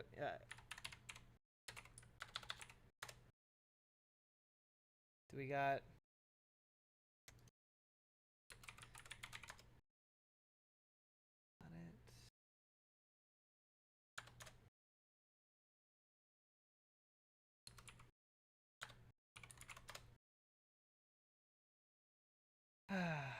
It's not coming up. Damn it. I know where it will come up, though. I have a plan. It's a brilliant plan. No one will ever see it coming.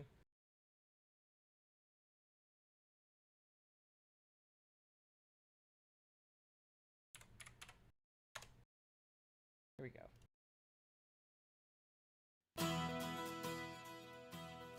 Okay.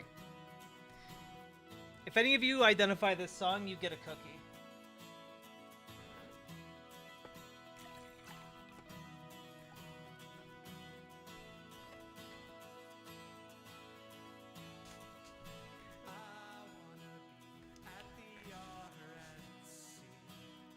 Okay.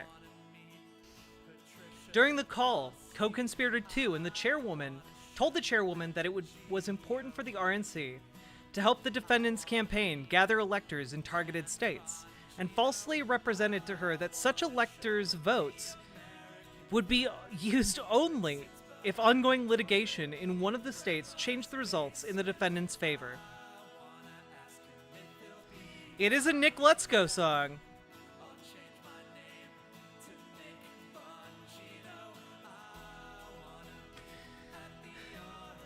Let's see.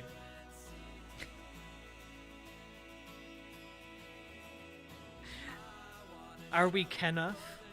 You're all Kenough.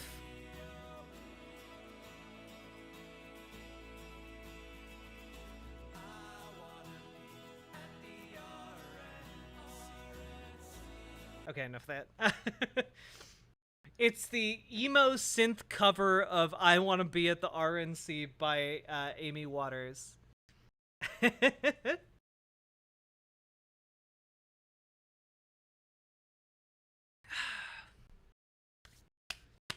All right. You're definitely Knuff. Thank you. We're all Knuff.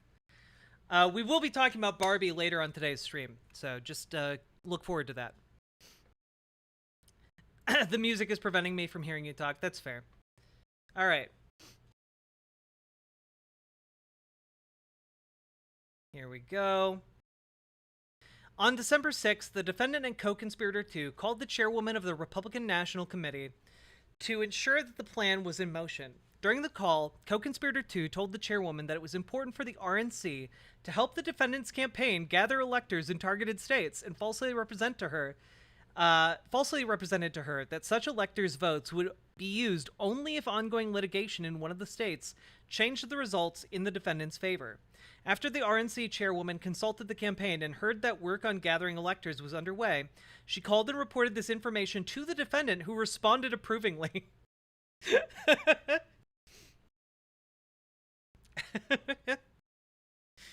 Oh. Yeah, they're getting the electors. I don't know what to tell you, RNC director. I don't know what to tell you, chairwoman. I love it. On December 7th, co-conspirator 1 received the Wisconsin memo and the fraudulent elector memo. Co-conspirator 1 spoke with co-conspirator 6 regarding attorneys who could assist in the fraudulent elector effort in the targeted states, and he received from co-conspirator 6 an email identifying attorneys in Arizona, Georgia, Michigan, Nevada, New Mexico, Pennsylvania, and Wisconsin. The next day, on December 8th, co-conspirator 5 called the Arizona attorney on co-conspirator 6's list. In an email after the call, the Arizona attorney recounted his conversation with co-conspirator 5 as follows. I just talked to the gentleman who did that memo, co-conspirator 5. His idea is basically that all of us, Georgia, Wisconsin, Arizona, Pennsylvania, etc., have our electors send in their votes, even though the votes aren't legal under federal law because they're not assigned by the governor, so that members of Congress can fight about whether they should be counted on January 6th. They could potentially argue that they're not bound by federal law because they're Congress and make the law, etc. Kind of wild/creative, I'm happy to discuss. My comment to him was that I guess there's no harm in it, legally at least, i.e. we would just be sending in fake electoral votes to Pence so that someone in Congress can make an objection when they start counting votes and start arguing that the fake votes should be counted. This seems like poor logic on his part. Look, it's not our fault if we said Congress lies. If we said Congress lies and then they get confused about it, it's not our fault. We're just sending them lies. Anyone could do it. The fact that this email, by the way, is being printed in an indictment of the former president of the United States is really fucking funny, though. At co-conspirator 1's direction, on December 10th, co-conspirator 5 sent 2 points of contact in all targeted states except Wisconsin, which had already received his memos, and New Mexico, a streamlined version of the Wisconsin memo, which did not reveal the intended fraudulent use of the defendant's electors, and the fraudulent elector instructions, along with the fraudulent elector certificates that he had drafted.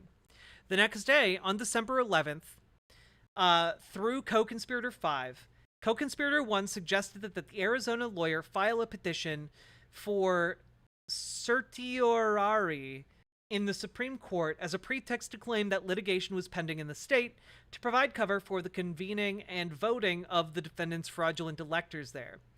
Co-conspirator 5 explained that co-conspirator 1 had heard from a state official and state provisional elector that, quote, it could appear treasonous for the Arizona electors to vote on Monday if there is no pending court proceeding. Oh, man. It wouldn't be treasonous. It would just appear treason. It would just be some light treason, if you will. There's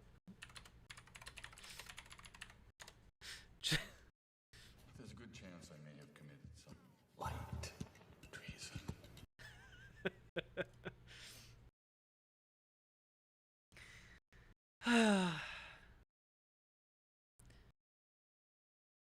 Goddamn. To manage the plan in Pennsylvania, on December 12th, co-conspirator 1, co-conspirator 5, and co-conspirator 6 participated in a conference call organized by the defendant's campaign with the defendant's electors in the state. When the defendant's electors expressed concern about signing certificates representing themselves as legitimate electors, co-conspirator 1 falsely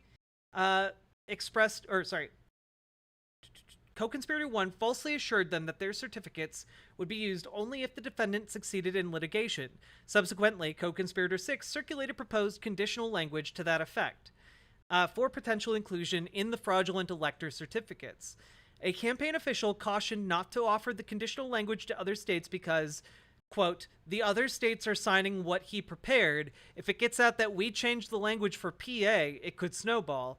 In some cases, the defendant's electors refused to participate in the plan. On December 13th, co-conspirator 5 sent co-conspirator 1 an email memorandum that further confirmed that the conspirators' plan was not to use the fraudulent electors only in the circumstance that the defendant's litigation was successful in one of the targeted states. Instead, the plan was to falsely present the fraudulent slates as an alternative to the legitimate slates at Congress's certification proceeding. On December 13th, the defendant asked the senior campaign advisor for an update on what was going on with the elector plan and directed him to put out a statement on electors. As a result, co-conspirator 1 directed the senior campaign advisor to join a conference call with him, co-conspirator 6, and others. When the senior campaign advisor related those developments in text messages to the deputy campaign manager, a senior advisor to the defendant, and a campaign staffer, the deputy campaign manager responded, "Here's the thing. The way this has morphed, it's a crazy play, so I don't know who wants to put their name on it."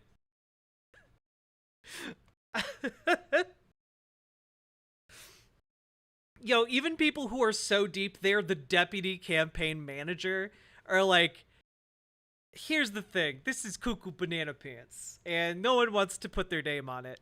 Just an itsy bitsy bit of treasonous blather, you know. You know. The senior advisor wrote certifying illegal votes. In turn, the participants in the group text message refused to have a statement regarding electors attributed to their names because none of them could stand by it.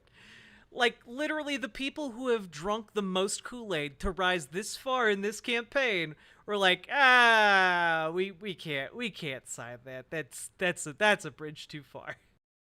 Also on December 13th, at a campaign staffer's request, co-conspirator 5 drafted and sent fraudulent elector certificates for the defendant's electors in New Mexico, which had not previously been among the targeted states, and where there was no pending litigation on the defendant's behalf. The next day, the defendant's campaign filed an election challenge suit in New Mexico at 11:54 a.m., 6 minutes before the noon deadline for the electors' votes, as a pretext so that there was pending litigation there at the time the fraudulent electors voted. On December 14th, the legitimate electors of all 50 states and the District of Columbia met in their respective jurisdictions to formally cast their votes for president, resulting in a total of 232 electoral votes for the defendant and 306 for Biden. The legitimate electoral votes that Biden won in the states that the defendant targeted and the defendant's margin of defeat were as follows: Arizona, 11 electoral votes, 10,457 votes. Georgia, 16 electoral votes, 11,779 votes. Michigan, 16 electoral votes, 154,188 votes. Nevada, 6 electoral votes, 33,596 votes. New Mexico, 5 electoral votes, 99,720 votes. Pennsylvania, 20 electoral votes, 80,555 votes. And Wisconsin, 10 electoral votes, 20,682 votes. On the same day, at the direction of the defendant and co-conspirator 1, fraudulent electors convened sham proceedings in the 7 targeted states to cast fraudulent electoral ballots in favor of the defendant. In some states, in order to satisfy legal requirements set forth for legitimate electors under state law, state officials were enlisted to provide the fraudulent electors with access to state capitol buildings so they could gather and vote there. In many cases, however, as co-conspirator 5 had predicted in the fraudulent elector instructions, the fraudulent electors were unable to satisfy the legal requirements. Basically, they just couldn't get their fake electors into the state capitol buildings. They couldn't get them in the doors. Oh god, dude. Nonetheless, as directed by the fraudulent elector instructions, shortly after the fraudulent electors met on December 14th, the targeted states' fraudulent elector certificates were mailed to the President of the Senate, the Archivist of the United States, and others. The defendant and co-conspirators ultimately used the certificates of these fraudulent electors to deceitfully target the government function, and did so contrary to how fraudulent electors were told they would be used. Unlike those of the fraudulent electors, consistent with the ECA, the legitimate electors' signed certificates were annexed to the state executives' certificates of ascertainment before being sent to the President of the Senate and others. That evening, at 6:26 p.m., the RNC chairwoman forwarded to the defendant, through his executive assistant, an email titled Electors Recap Final, which represented that in 6 contested states, Arizona, Georgia, Michigan, Nevada, Pennsylvania, and Wisconsin, the defendant's electors had voted in parallel to Biden's electors. The defendant's executive assistant responded, "It's in front of him," meaning that Donald Trump knew about this. The defendant's attempt to leverage the Justice Department to use deceit to get state officials to replace legitimate electors in electoral votes with the defendants. So then we move on. Okay, next stage. Okay, is basically trying to put the pressure on state officials. In late December of 2020, the defendant attempted to use the Justice Department to make knowingly false claims of election fraud to officials in the targeted states through a formal letter under the acting attorney general's signature, thus giving the defendant's lies the backing of the federal government and attempting to improperly influence the targeted states to replace legitimate Biden electors with the defendants. On December 22nd, the defendant met with co-conspirator 4 at the White House. Co-conspirator 4 had not informed his leadership at the Justice Department of the meeting, which was a violation of the Justice Department's written policy restricting contacts with the White House to guard against improper political influence. On December 26, co-conspirator 4 spoke on the phone with the acting attorney general and lied about the circumstances of his meeting with the defendant at the White House, falsely claiming that the meeting had been unplanned. Oh, it was just a little bit of a whoopsie daisy. Just, I tripped and fell into the meeting. It's it happens sometimes. The acting attorney general directed co-conspirator 4 not to have unauthorized contacts with the White House again, and co-conspirator 4 said he would not. The next morning, on December 27th, contrary to the acting attorney general's direction, co-conspirator 4 spoke with the defendant on the defendant's cell phone for nearly 3 minutes. Literally the next day. That afternoon, the defendant called the acting attorney general and acting deputy attorney general and said, among other things, "People tell me co-conspirator 4 is great. I should put him in." The defendant also raised multiple false claims of election fraud, which the acting attorney general and acting deputy attorney general refuted. When the acting attorney general told the defendant that the Justice Department could not and would not change the outcome of the election, the defendant responded, "Just say that the election was corrupt and leave the rest to me and the Republican congressman." Oh boy. I do believe that the Republicans in Congress are spineless enough to overthrow democracy. I do believe that. I do believe that. On December 28th, co-conspirator 4 sent a draft letter to the acting attorney general and acting deputy attorney general, which he proposed they all sign. The draft was addressed to state officials in Georgia, and co-conspirator 4 proposed sending versions of the letter to elected officials in other targeted states. The proposed letter contained numerous knowingly false claims about the election and the Justice Department, including that the Justice Department had identified significant concerns that may have impacted the outcome of the election in multiple states. The Justice Department believed that in Georgia and in other states, 2 valid slate of electors had gathered at the proper location on December 14th, and that both sets of ballots had been transmitted to Congress. That is, co-conspirator 4's letter sought to advance the defendant's fraudulent elector plan by using the authority of the Justice Department to falsely present the fraudulent electors as a valid alternative to the legitimate electors. God damn. The Justice Department urged that the state legislature convene a special legislative session to create the opportunity to, among other things, choose the fraudulent electors over the legitimate electors. The acting deputy attorney general promptly responded to co-conspirator 4 by email and told him that his proposed letter was false, writing, despite dramatic claims to the contrary, not seeing the type of fraud that calls into question the reported and certified results of the election. In a meeting shortly thereafter, the acting attorney general and acting deputy attorney general again directed co-conspirator 4 not to have unauthorized contact with the White House. On December 31st, the defendant summoned to the office the acting attorney general, acting deputy attorney general, and other advisors. In the meeting, the defendant again raised claims about the election fraud that Justice Department officials had already told him were not true, and that the senior Justice Department officials reiterated were false, and suggested he might change the leadership in the Justice Department. Which basically sounds like, agree with me or I'm going to fire you. On January 2nd, 2021, just 4 days before Congress's certification proceeding, co-conspirator 4 tried to coerce the acting attorney general and acting deputy attorney general to sign and send co-conspirator 4's draft letter, which contained false statements to state officials. He told them that the defendant was considering making co-conspirator 4 the new acting attorney general, but that co-conspirator 4 would decline the defendant's offer if the acting attorney general and acting deputy attorney general would agree to send the proposed letter to the targeted states. The Justice Department officials refused, and you know what? That takes some spine. You're having some like cloak and dagger guy, some weaselly little fuck, come up to you and be like, "Hey, just sign this, and I won't take your job, okay?" Hey. The next morning on January 3rd, despite having uncovered no additional evidence of election fraud, co-conspirator 4 sent a Justice Department colleague an edited version of his draft letter to the states, which included a change from its previous claim that the Justice Department had concerns to a stronger false claim that, quote, as of today, there is evidence of significant irregularities that may have impacted the outcome of the election in multiple states.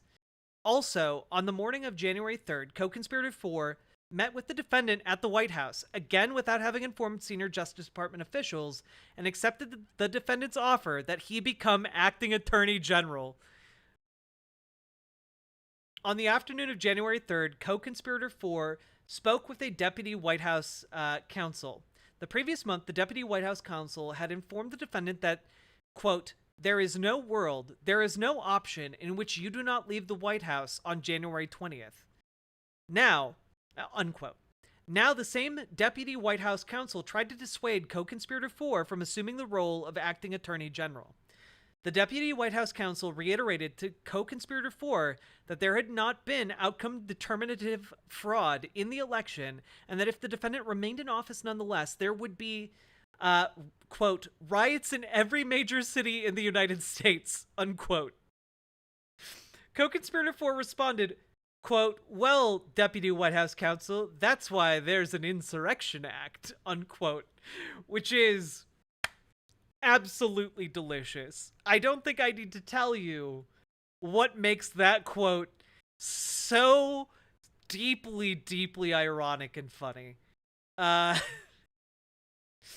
Oh boy. I need to take a quick break to use the bathroom. I'll be right back. I'm loving this. Don't you go anywhere, folks. Don't you go anywhere, okay?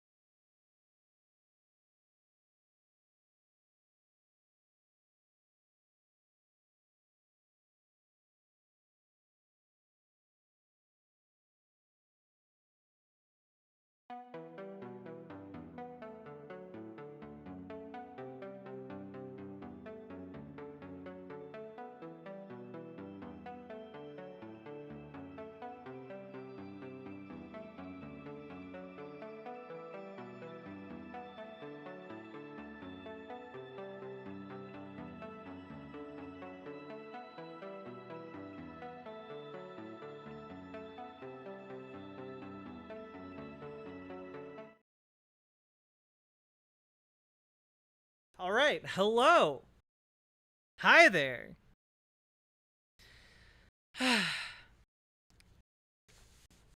I think Ravana like passed the bar and has just been taking a break and like recuperating. To answer your question, Nixon Plumber. Uh, Still stunning. Thanks. Even though, like, I'm clearly tired, as you can tell from the bags under my eyes. Her dad died 3 weeks ago. Oh yeah, that too. That would probably be the bigger one than passing the bar. That I now I feel like a fucking asshole. Oh well. But shout out to Ravana. Everyone should go follow Ravana. Yeah. She was streaming last night. Ravana's dad died. Yeah. People were being cunts about it towards her on Twitter. So definitely go show Ravana some support. Friend of the show.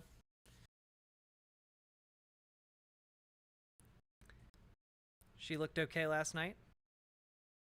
I mean, I'm sure she's not doing okay, but you know, she's had some time to pull herself together, which is good. Ravana's the one who introduced me to you. Ravana's a good bean. I like Ravana a lot. All right.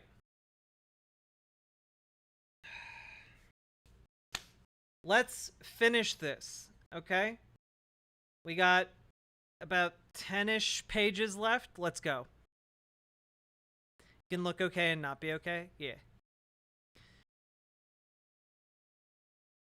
Oh no, Exia Ross, it absolutely has. Like, the algorithm has been shown to be weighted more towards conservatives even before he took power, and now like it's even more so, and deliberately.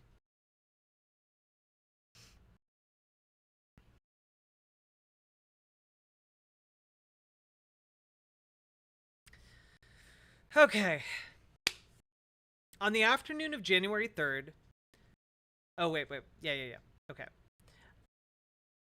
Also, that afternoon, this is right after the That's Why There's an Insurrection Act, co-conspirator 4 met with the acting attorney general and told him that the defendant had decided to put co-conspirator 4 in charge of the Justice Department. The acting attorney general responded that he would not accept being fired by a subordinate and immediately scheduled a meeting with the defendant for that evening. On the evening of January 3rd, the defendant met for a briefing on an overseas national security issue with the chairman of the Joint Chiefs of Staff and other senior national security advisors. The chairman briefed the defendant on the issue, which had previously arisen in December, as well as possible ways the defendant could handle it. When the chairman and other advisors recommended that the defendant take no action because Inauguration Day was only 17 days away and any course of action could trigger something unhelpful, the defendant calmly agreed, stating, "Yeah, you're right, it's too late for us. We're going to give that to the next guy." The defendant moved immediately from this national security briefing to the meeting that the acting attorney general had requested earlier that day, which included co-conspirator 4, the acting attorney general, the acting deputy attorney general, the Justice Department's assistant attorney general for the Office of Legal Counsel, the White House counsel, a deputy White House counsel, and a senior advisor. At the meeting, the defendant expressed frustration with the acting attorney general for failing to do anything to overturn the election results, and the group discussed co-conspirator 4's plans to investigate purported election fraud and to send his proposed letter to state officials, a copy of which was provided to the defendant during the meeting. The defendant relented in his plan to replace acting attorney general with co-conspirator 4 only when he was told it would result in mass resignations at the Justice Department and of his own White House counsel. At the meeting in the Oval Office on the night of January 3rd, co-conspirator 4 suggested that the Justice Department should opine that the vice president could exceed his lawful authority during the certification proceeding and change the election outcome. When the Assistant Attorney General for the Office of Legal Counsel began to explain why the Justice Department should not do so, the defendant said, "No one here should be talking for the vice president. I'm talking to the vice president," and ended the discussion. Now we get to the defendant's attempts to enlist the vice president to fraudulently alter election results at the January 6th certification proceeding. And I do have to say, every single time we get to a new subsection here, all I hear is this.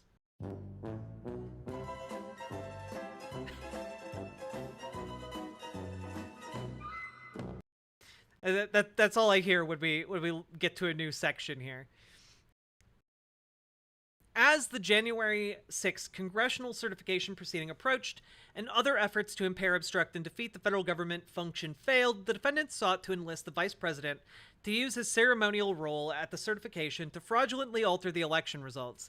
The defendant did this by first by using knowingly false claims of election fraud to convince the vice president to accept the defendant's fraudulent electors, reject legitimate electoral votes, or send legitimate electoral votes to state legislatures for review rather than count them.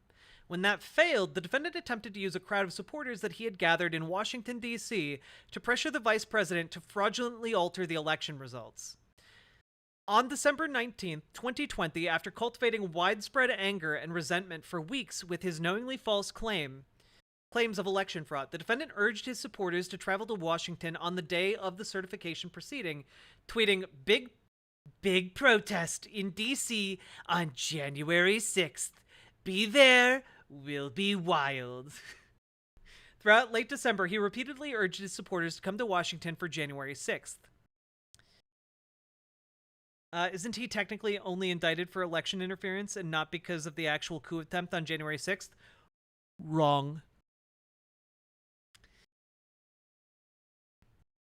On December 23rd, the defendant retweeted a memo titled Operation Pence Card, which falsely asserted the vice president could, among other things, unilaterally disqualify legitimate electors from 6 targeted states. Jesus Christ. On the same day, co-conspirator 2 circulated a 2-page memorandum outlining a plan for the vice president to unlawfully declare the defendant the certified winner of the presidential election. In the memorandum, co-conspirator 2 claimed that 7 states had transmitted 2 slates of electors and proposed that the vice president announce that because of the ongoing disputes in the 7 states, there are no electors that can be deemed validly appointed in those states. Next, co-conspirator 2 proposed steps that he acknowledged violated the ECA, advocating that in the end, quote, Pence then gavels President Trump as reelected, unquote. Just 2 months earlier, on October 11th, co-conspirator 2 had taken the opposite position, writing that neither the Constitution nor the ECA provided the vice president discretion in the counting of electoral votes or permitted him to, quote, make the determination on his own, unquote.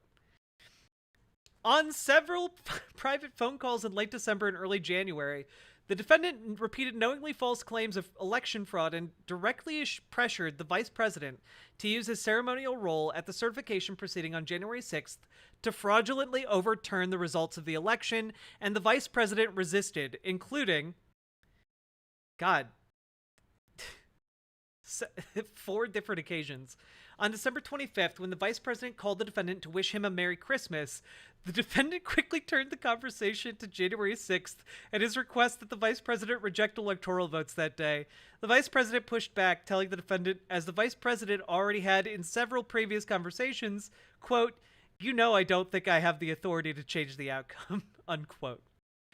Also, it's on fucking Christmas. He's just calling to like be polite. Mike Pence doesn't want to call you on Christmas and then have a conversation about the like overthrowing democracy. This is why they were chanting, "Hang Mike Pence." Yeah. On December 29th, as reflected in the vice president's contemporaneous notes, the defendant falsely told the vice president that the, quote, Justice Department was finding major infractions, unquote. I do have to say, it's probably a really good idea if you are someone working for Donald Trump, if you keep a written journal that is contemporaneous. It's probably in your best interest, if you're working with Trump or even someone like Trump, you should probably keep notes for legal reasons. Not a typo, 'twas a joke. Oh, I'm sure Mike Pence gets laid all the time in his, you know, I'm sure. Bang Mike Pence. Indeed. On January 1st, the defendant called the vice president and berated him because he had learned that the vice president had opposed a lawsuit seeking a judicial decision that, at the certification, the vice president had the authority to reject or return votes to the states under the Constitution. The vice president responded that he thought there was no constitutional basis for such authority and that it was improper. In response, the defendant told the vice president, quote, You're too honest, unquote. Within hours of the conversation, the defendant reminded his supporters to meet in Washington before the certification proceeding, tweeting, The big protest rally in Washington, D.C. will take place at 11 a.m. on December 6th. Location details to follow. Stop the steal. On January 3rd, the defendant again told the vice president that at the certification proceeding, the vice president had the absolute right to reject electoral votes and the ability to overturn the election. The vice president responded that he had no such authority and that a federal appeals court had rejected the lawsuit making the claim the previous day. On January 3rd, co-conspirator 2 circulated a second memorandum that included a new plan under which, contrary to the ECA, the vice president would send the elector slates to the state legislatures to determine which slate to count. On January 4th, the defendant held a meeting with co-conspirator 2, the vice president's chief of staff, the vice president's counsel, for the purpose of convincing the vice president, based on the defendant's knowingly false claims of election fraud, that the vice president should reject or send to the states Biden's legitimate electoral votes rather than count them. The defendant deliberately excluded his White House counsel from the meeting because the White House counsel previously had pushed back on the defendant's false claims of election fraud.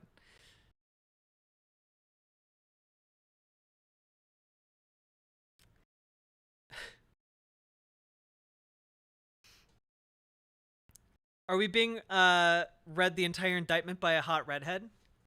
Thank you. And yes. Okay. During the meeting, as reflected in the vice president's contemporaneous notes, the defendant made knowingly false claims of election fraud, including, quote, bottom line, won every state by hundreds of thousands of votes, and we won every state, and asked regarding a claim his senior Justice Department officials previously told him was false, including, as recently as the night before, what about 205,000 votes more in Pennsylvania than voters? The defendant and co-conspirator 2 then asked Vice President to either unilaterally reject the legitimate electors from the 7 targeted states or send the question of which slate was legitimate to the target states' legislatures. When the Vice President challenged co-conspirator 2 on whether the proposal to return the question to the states was defensible, co-conspirator 2 responded, well, nobody's tested it before.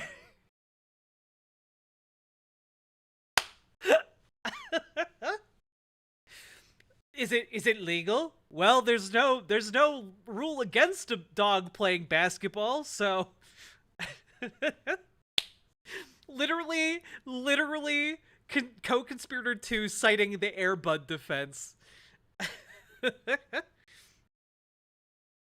vice president then told the defendant, "Did you hear that? Even your own counsel is not saying I have that authority." The defendant responded, "That's okay. I prefer the other suggestion of the vice president rejecting the electors unilaterally." Is co-conspirator 2 Giuliani? No, co-conspirator 1 is Giuliani. I believe.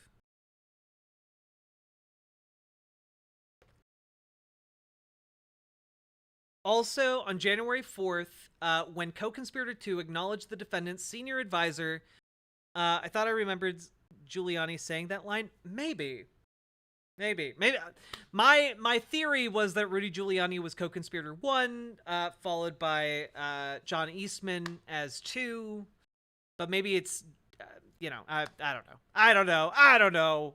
I'm just pulling on strings here. Oh, MSNBC already uncovered co-conspirator 1 is Rudy. Well, there we go. Yeah. There we go. I know one of them's Mark Meadows. Let's see. On January 4th, when co-conspirator 2 acknowledged to the defendant's senior advisor that no court would support his proposal, the senior advisor told co-conspirator 2, quote, "You're going to cause riots in the streets," unquote. Co-conspirator 2 responded that there had previously been points in the nation's history where violence was necessary to protect the republic. After that conversation, the senior advisor notified the defendant that co-conspirator 2 had conceded that his plan was not going to work. I think co-conspirator 2 is John Eastman. Like, that John Eastman is like a true believer in this and like fucking crazy.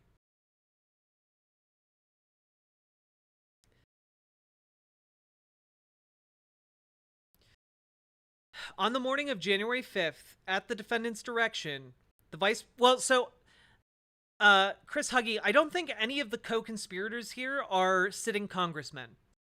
I think the congressmen were willing to go along with this. I don't think they're listed as the co-conspirators in this document. And it's possible that more charges will drop as this case goes along. Yeah. So far, I believe everyone involved is either an advisor to Donald Trump or a lawyer with Donald Trump's legal team or Donald Trump's personal lawyer. And possibly, like, Mark Meadows. Nowhere in the Constitution does it say a dog can't be acting attorney general. Exactly, Beatrix Rex. You get me. No one says you can't elect the dog president. Jeffrey Rosen might be number 4. Oh, I forgot about him.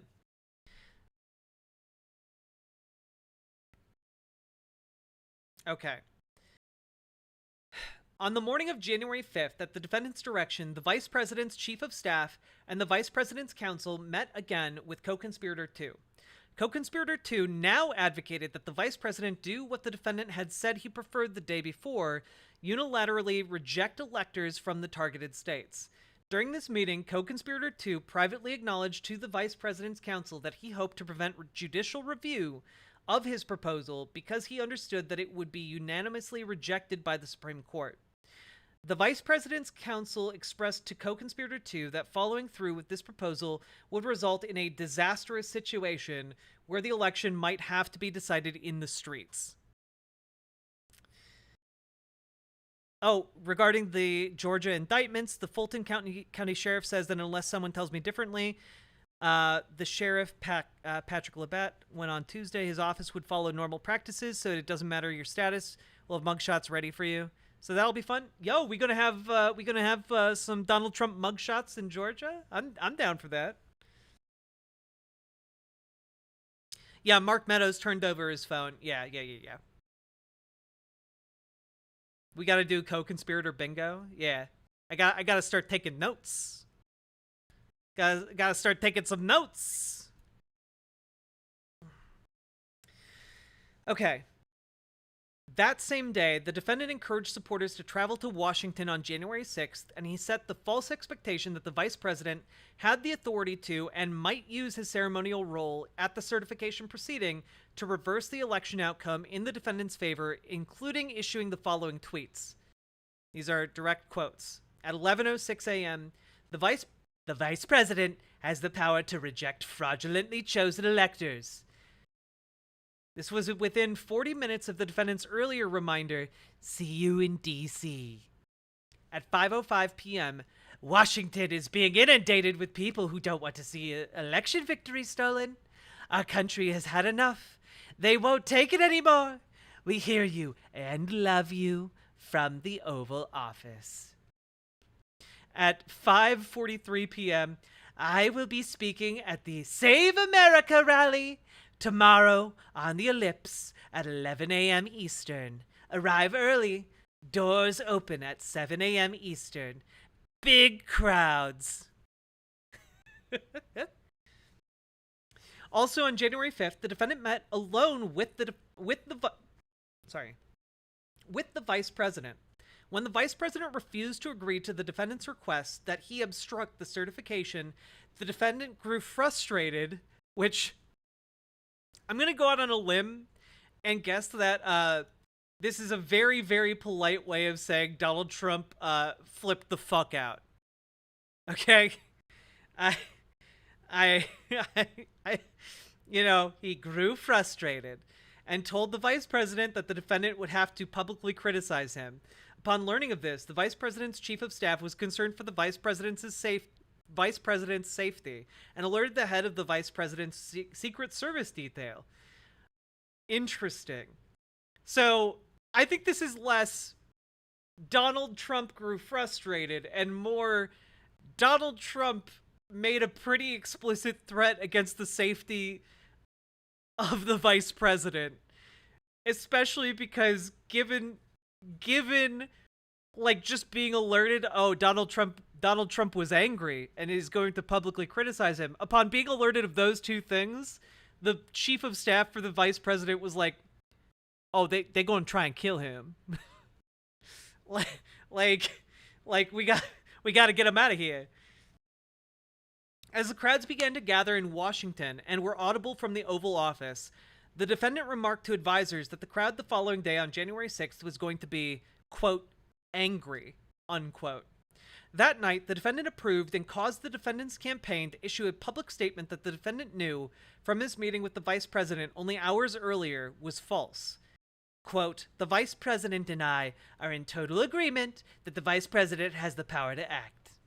On January 6th, starting in the early morning hours, the defendant again turned to knowingly false statements aimed at pressuring the vice president to fraudulently alter the election outcome and raise publicly the false expectation that the vice president might do so. At 1 a.m., the defendant issued a tweet that falsely claimed, if the vice president, at Mike Pence, comes through for us, we will win the presidency. Many states want to decertify the mistake they made in certifying incorrect and even fraudulent members in a process not approved by their state legislatures, which it must be. Mike can send it back. At 8:17 a.m., the defendant issued a tweet that falsely stated, states want to correct their votes, which they now know were based on irregularities and fraud, plus corrupt processes, never received legislative approval. All Mike Pence has to do is send them back to the states, and we win, baby! Do it, Mike Pence. This is the time for extreme courage. On the morning of January 6th, an agent of the defendant contacted a United States senator to ask him to hand-deliver documents to the vice president. The agent then facilitated the receipt by the senator's staff of the fraudulent certificates signed by the defendant's fraudulent electors in Michigan and Wisconsin, which were believed not to have been delivered to vice president or archivist by mail. When one of the senator's staffers contacted a staffer for the vice president by text message to arrange for delivery of what the senator's staffer had been told were, quote, alternate slates of electors for Michigan and Wisconsin because archivist didn't receive them, the vice president's staffer rejected them. That was Ron Johnson? Yep. At 11:15 a.m., the defendant called the vice president and again pressured him to fraudulently reject or return Biden's legitimate electoral votes. The vice president again refused. Immediately after the call, the defendant decided to single out the vice president in public remarks he would make within the hour, reinserting language he had personally drafted earlier that morning, falsely claiming that the vice president had authority to send electoral votes to the states, but that advisors had previously successfully advocated be removed. Earlier that morning, the defendant had selected co-conspirator 2 to join co-conspirator 1 in giving public remarks before his own. When they did so, based on knowingly false election fraud claims, co-conspirator 1 and co-conspirator 2 intensified pressure on the vice president to fraudulently obstruct the certification proceeding. Co-conspirator 1 told the crowd the vice president could, quote, cast the ECA aside and unilaterally decide on the validity of these crooked ballots, unquote.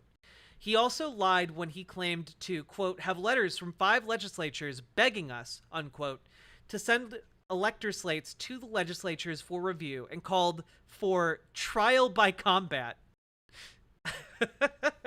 I remember Rudy Giuliani calling for trial by combat, and honestly, that was funny at the time. In retrospect, a little less funny. Co-conspirator 2 told the crowd, quote, all we are demanding of Vice President Pence, is this afternoon at 1 o'clock he let the legislatures of the states look into this so we could get to the bottom of it, and the American people know whether we have control of the direction of our government or not. We no longer live in a self-governing republic if we can't get an answer to this question. Unquote. Next, beginning at 11:56 a.m., the defendant made multiple knowingly false statements integral to his criminal plans to defeat the federal government function, obstruct the certification, and interfere with others' right to vote and have their votes counted. The defendant repeated false claims of election fraud, gave false hope that the vice president might change the election outcome, and directed the crowd in front of him to go to the Capitol as a means to obstruct the certification and pressure the vice president to fraudulently obstruct the certification. The defendant's knowingly false statements for these purposes included: the defendant falsely claimed that, based on fraud, the vice president could alter the outcome of the election results, saying, I hope Mike is going to do the right thing. I hope so. I hope so. Because if Mike Pence does the right thing, we win the election. All he has to do, this is from the number one, or certainly one of the top constitutional lawyers in our country. He has the absolute right to do it. We're supposed to protect our country, support our Constitution, and protect our Constitution, folks. That's right. States want to revote. The states got defrauded. They were given false information. They voted on it. Now they want to recertify. They want it back. All Vice President Pence has to do is send it back to the states to recertify, and we become president, and you are the happiest people. After the defendant falsely stated that the Pennsylvania legislature wanted to recertify their votes, they want to recertify, but the only way that can happen is if Mike Pence agrees to send it back. The crowd began to chant, "Send it back." The defendant also said that regular rules no longer applied, stating, "And fraud breaks up everything, doesn't it? When you catch somebody in a fraud, you're allowed to go by very different rules." You know? This all sounds like some mobster talk here. Finally, after extorting that, quote, we fight like hell, and if you don't fight like hell, you're not going to have a country anymore, the defendant directed the people in front of him to head to the Capitol, suggesting he was going with them, and told them to give members of Congress, quote, the kind of pride and boldness that they need to take back our country, folks. This is like supervillain level shit. This isn't like supervillain level shit. This is supervillain shit. This is a plan that, if it had been successful, would have seized control of the most powerful military on Earth, armed with nuclear weapons, and relegate it to an authoritarian dictatorship. This is supervillain shit.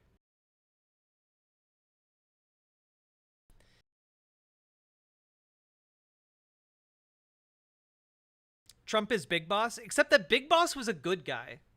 Big Boss did good things. You know?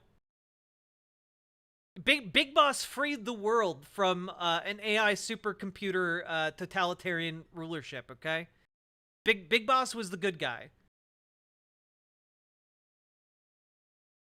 Donald Trump is not Big Boss. Donald Trump is like that guy who controls bees. That's Donald Trump. Also, Big Boss was cool. True. I thought he was the bad guy. Nope. Big Boss does a lot of things to oppose. Look, we'll get it. I'm not gonna get into that right now. You're not gonna derail me, but we'll get into the lore of Metal Gear Solid. Maybe I'll play through the games one day and we can talk about Metal Gear Solid's politics. But I guarantee you,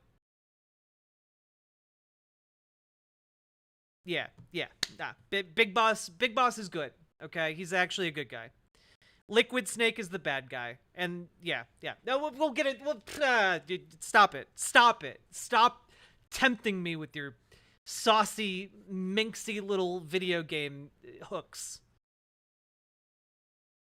Also, the Metal Gear Solid games are so fucking cool. Kept you waiting,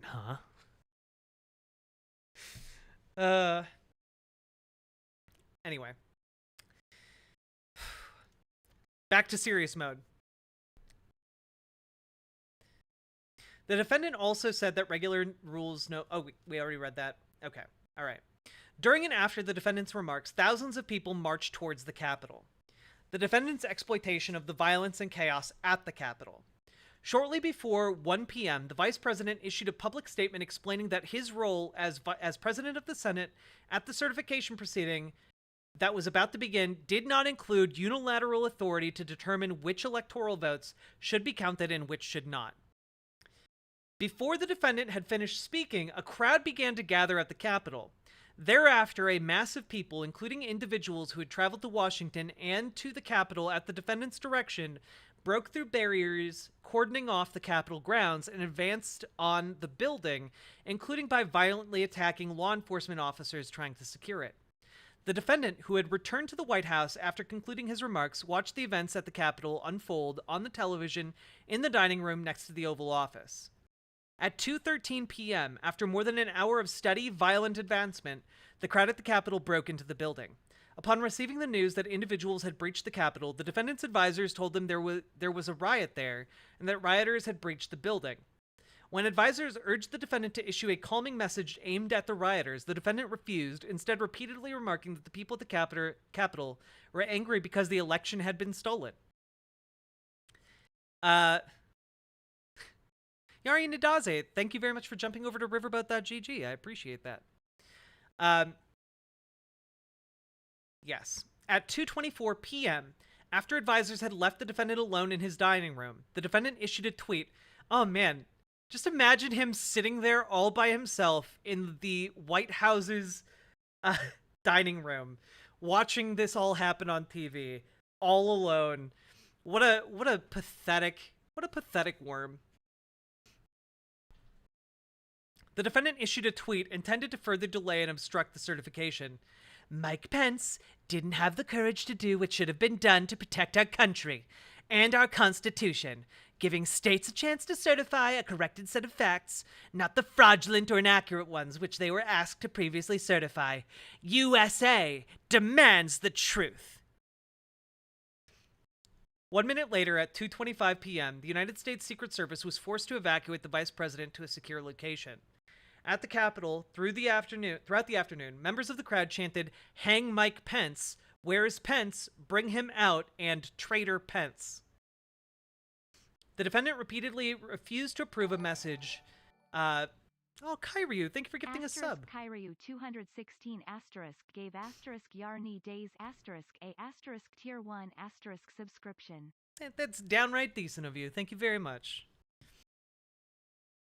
The defendant repeatedly refused to approve a message directing rioters to leave the Capitol as urged by his most senior advisors, including the White House counsel, a deputy White House counsel, the chief of staff, a deputy chief of staff, and a senior advisor.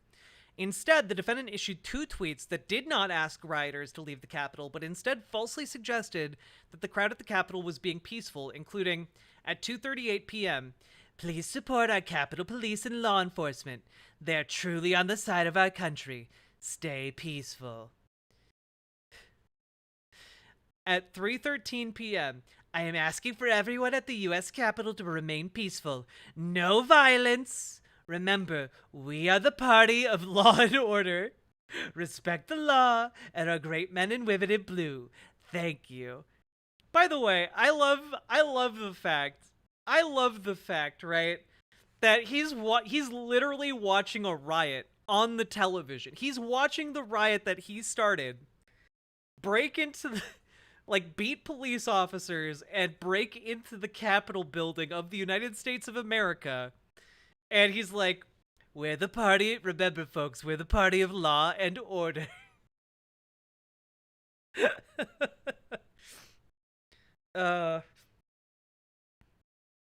Yeah, they respected the police. They respected the shit out of them. At 3 p.m., the defendant had a phone call with the minority leader of the United States House of Representatives. The defendant told the minority leader that the crowd at the Capitol was more upset about the election than the minority leader was. At 4:17 p.m., the defendant released a video message on Twitter that he had just taped in the White House Rose Garden. In it, the defendant repeated the knowingly false claim that we had an election that was stolen from us, and finally asked individuals to leave the Capitol while telling them that they were very special and that we love you. I can't believe this is fucking real. Remember, you're all very special boys and girls, and we love you very much. The country's just getting a little thing we call a divorce. After the 4:17 p.m. tweet, as the defendant joined others in the outer Oval Office to watch the attack on the Capitol on television, the defendant said, "See, this is what happens when you try to steal an election. These people are angry. These people are really angry about it. This is what happens." Oh, God.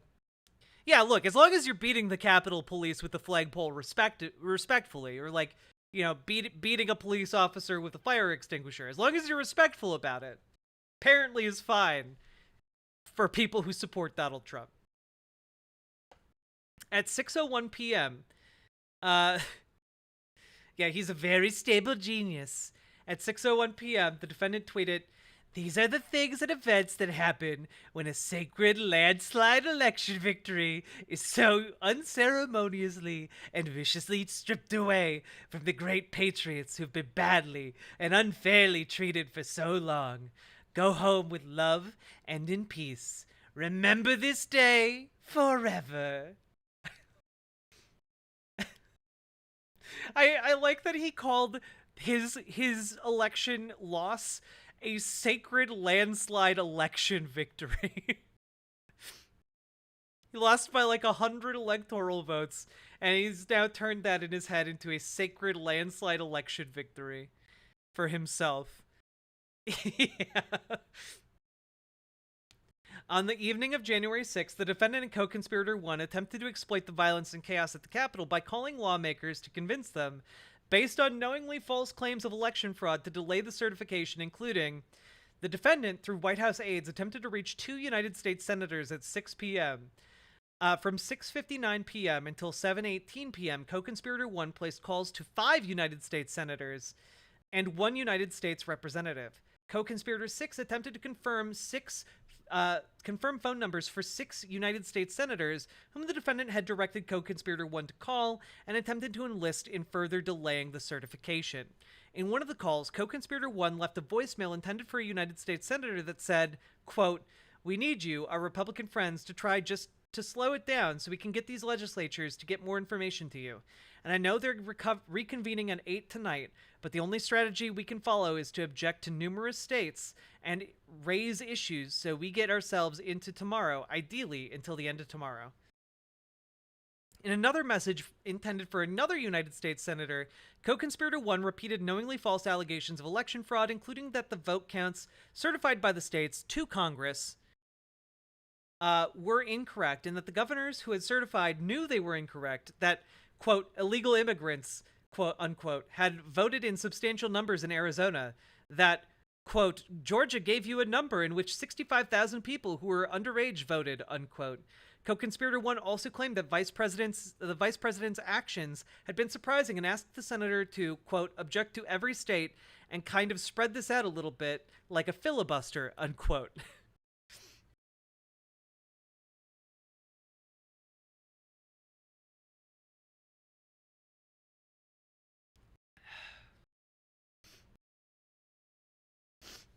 Oh, goodness. I hope I'm not getting sick. At 7:01 p.m., while co-conspirator 1 was calling United States senators on behalf of the defendant, the White House counsel called the defendant to ask him to withdraw any objections and allow the certification. The defendant refused. The attack on the Capitol obstructed and delayed the certification for approximately 6 hours until the Senate and House of Representatives came back into session separately at 8:06 p.m. and 9:02 p.m., respectively, and came together in a joint session at 11:35 p.m.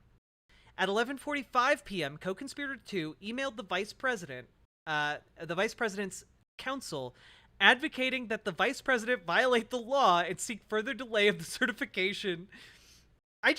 Man, they just couldn't.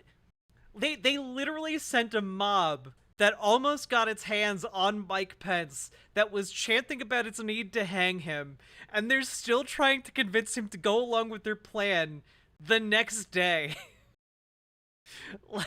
Like, come on. You think he's gonna do shit for you?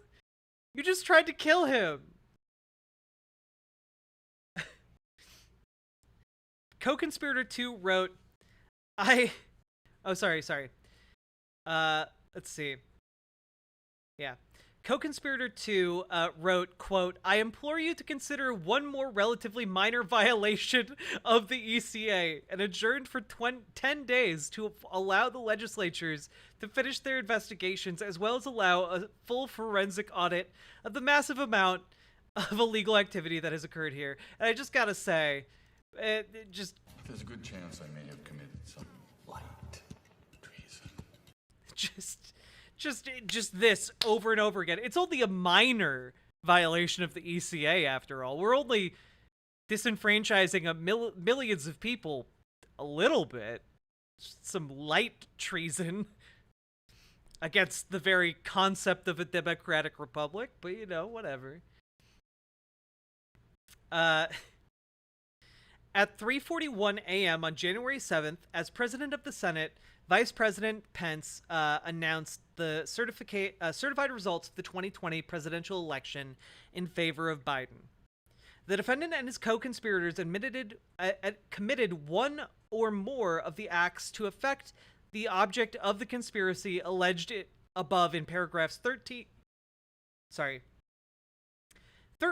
15 through 16, 18 through 22, 24, 26, 28, 30 through 33, 35, 37 through 39, 41, 43 through 44, 46, 50, 52, 54, 56, 57 through 64, 67, 71 through 75, 78 through 82, 84, 85, 87 through 97, 99 through 100, 102 through 104, 111, 114, 116, 118 through 119, and 122.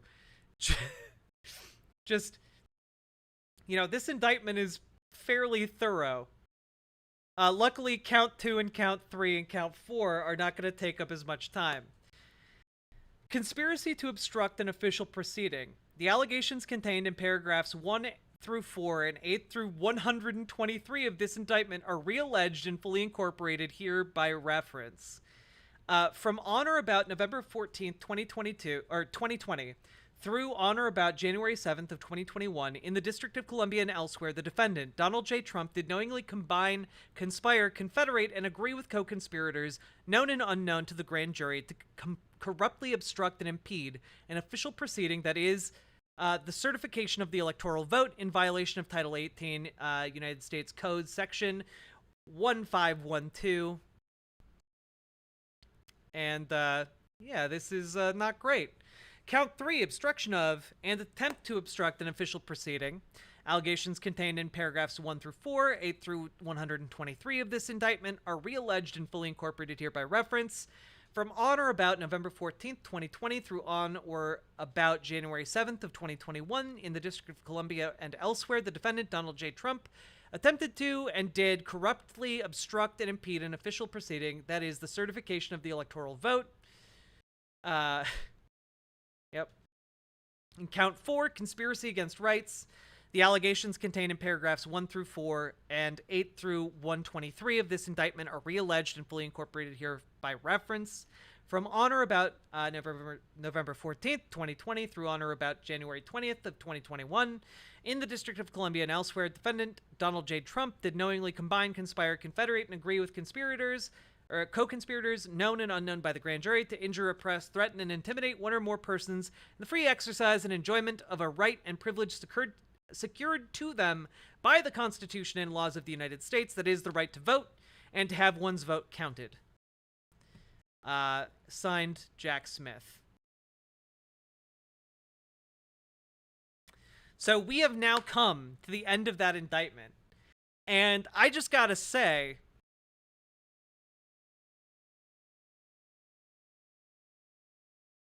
I gotta say,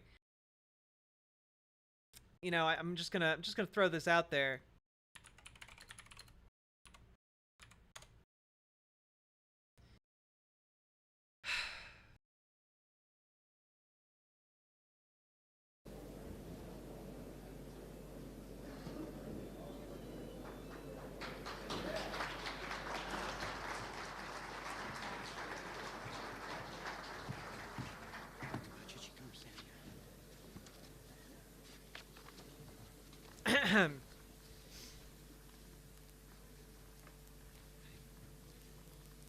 Ladies and gentlemen, we got him.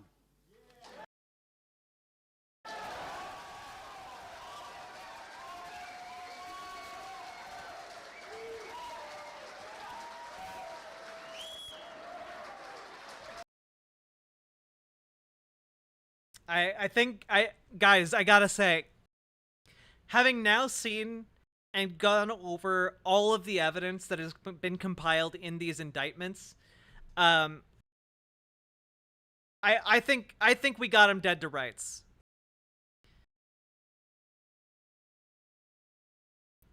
There's no way. I think there's a way. I think they have compiled enough evidence. They have turned enough people. Because I gotta say, there is no fucking way that they would bring this indictment if they didn't think they had him dead to rights. There is no way they would even, like, throw some paperwork implying that they were going to drop an indictment on him, you know? Like, unless they thought they had him dead to rights. And they have dropped several different indictments on him. And, like, you can, you know, well, maybe the wire fraud won't stick. Maybe the documents won't stick. The documents, by the way, absolutely going to stick. They have so much evidence on the documents case. We went over, by the way, that the additional charges for the documents are literally because they have proof and evidence showing that he tried to delete security camera footage to prevent it from being given over to the FBI. Like, they have him dead to rights. They, like, you know, they say, don't come for the king. Unless, when you come for the king, make sure you don't miss, you know? And, they have done that by basically surrounding him with every conceivable law breaking he might have done. And they are absolutely going to nail him for this. I'm worried it has all been too late and not enough people will care. I mean, it doesn't matter at this point if people don't care. Like, it doesn't matter if people care about a court case. It's a court case. The wheels are in motion whether or not people care about it or not.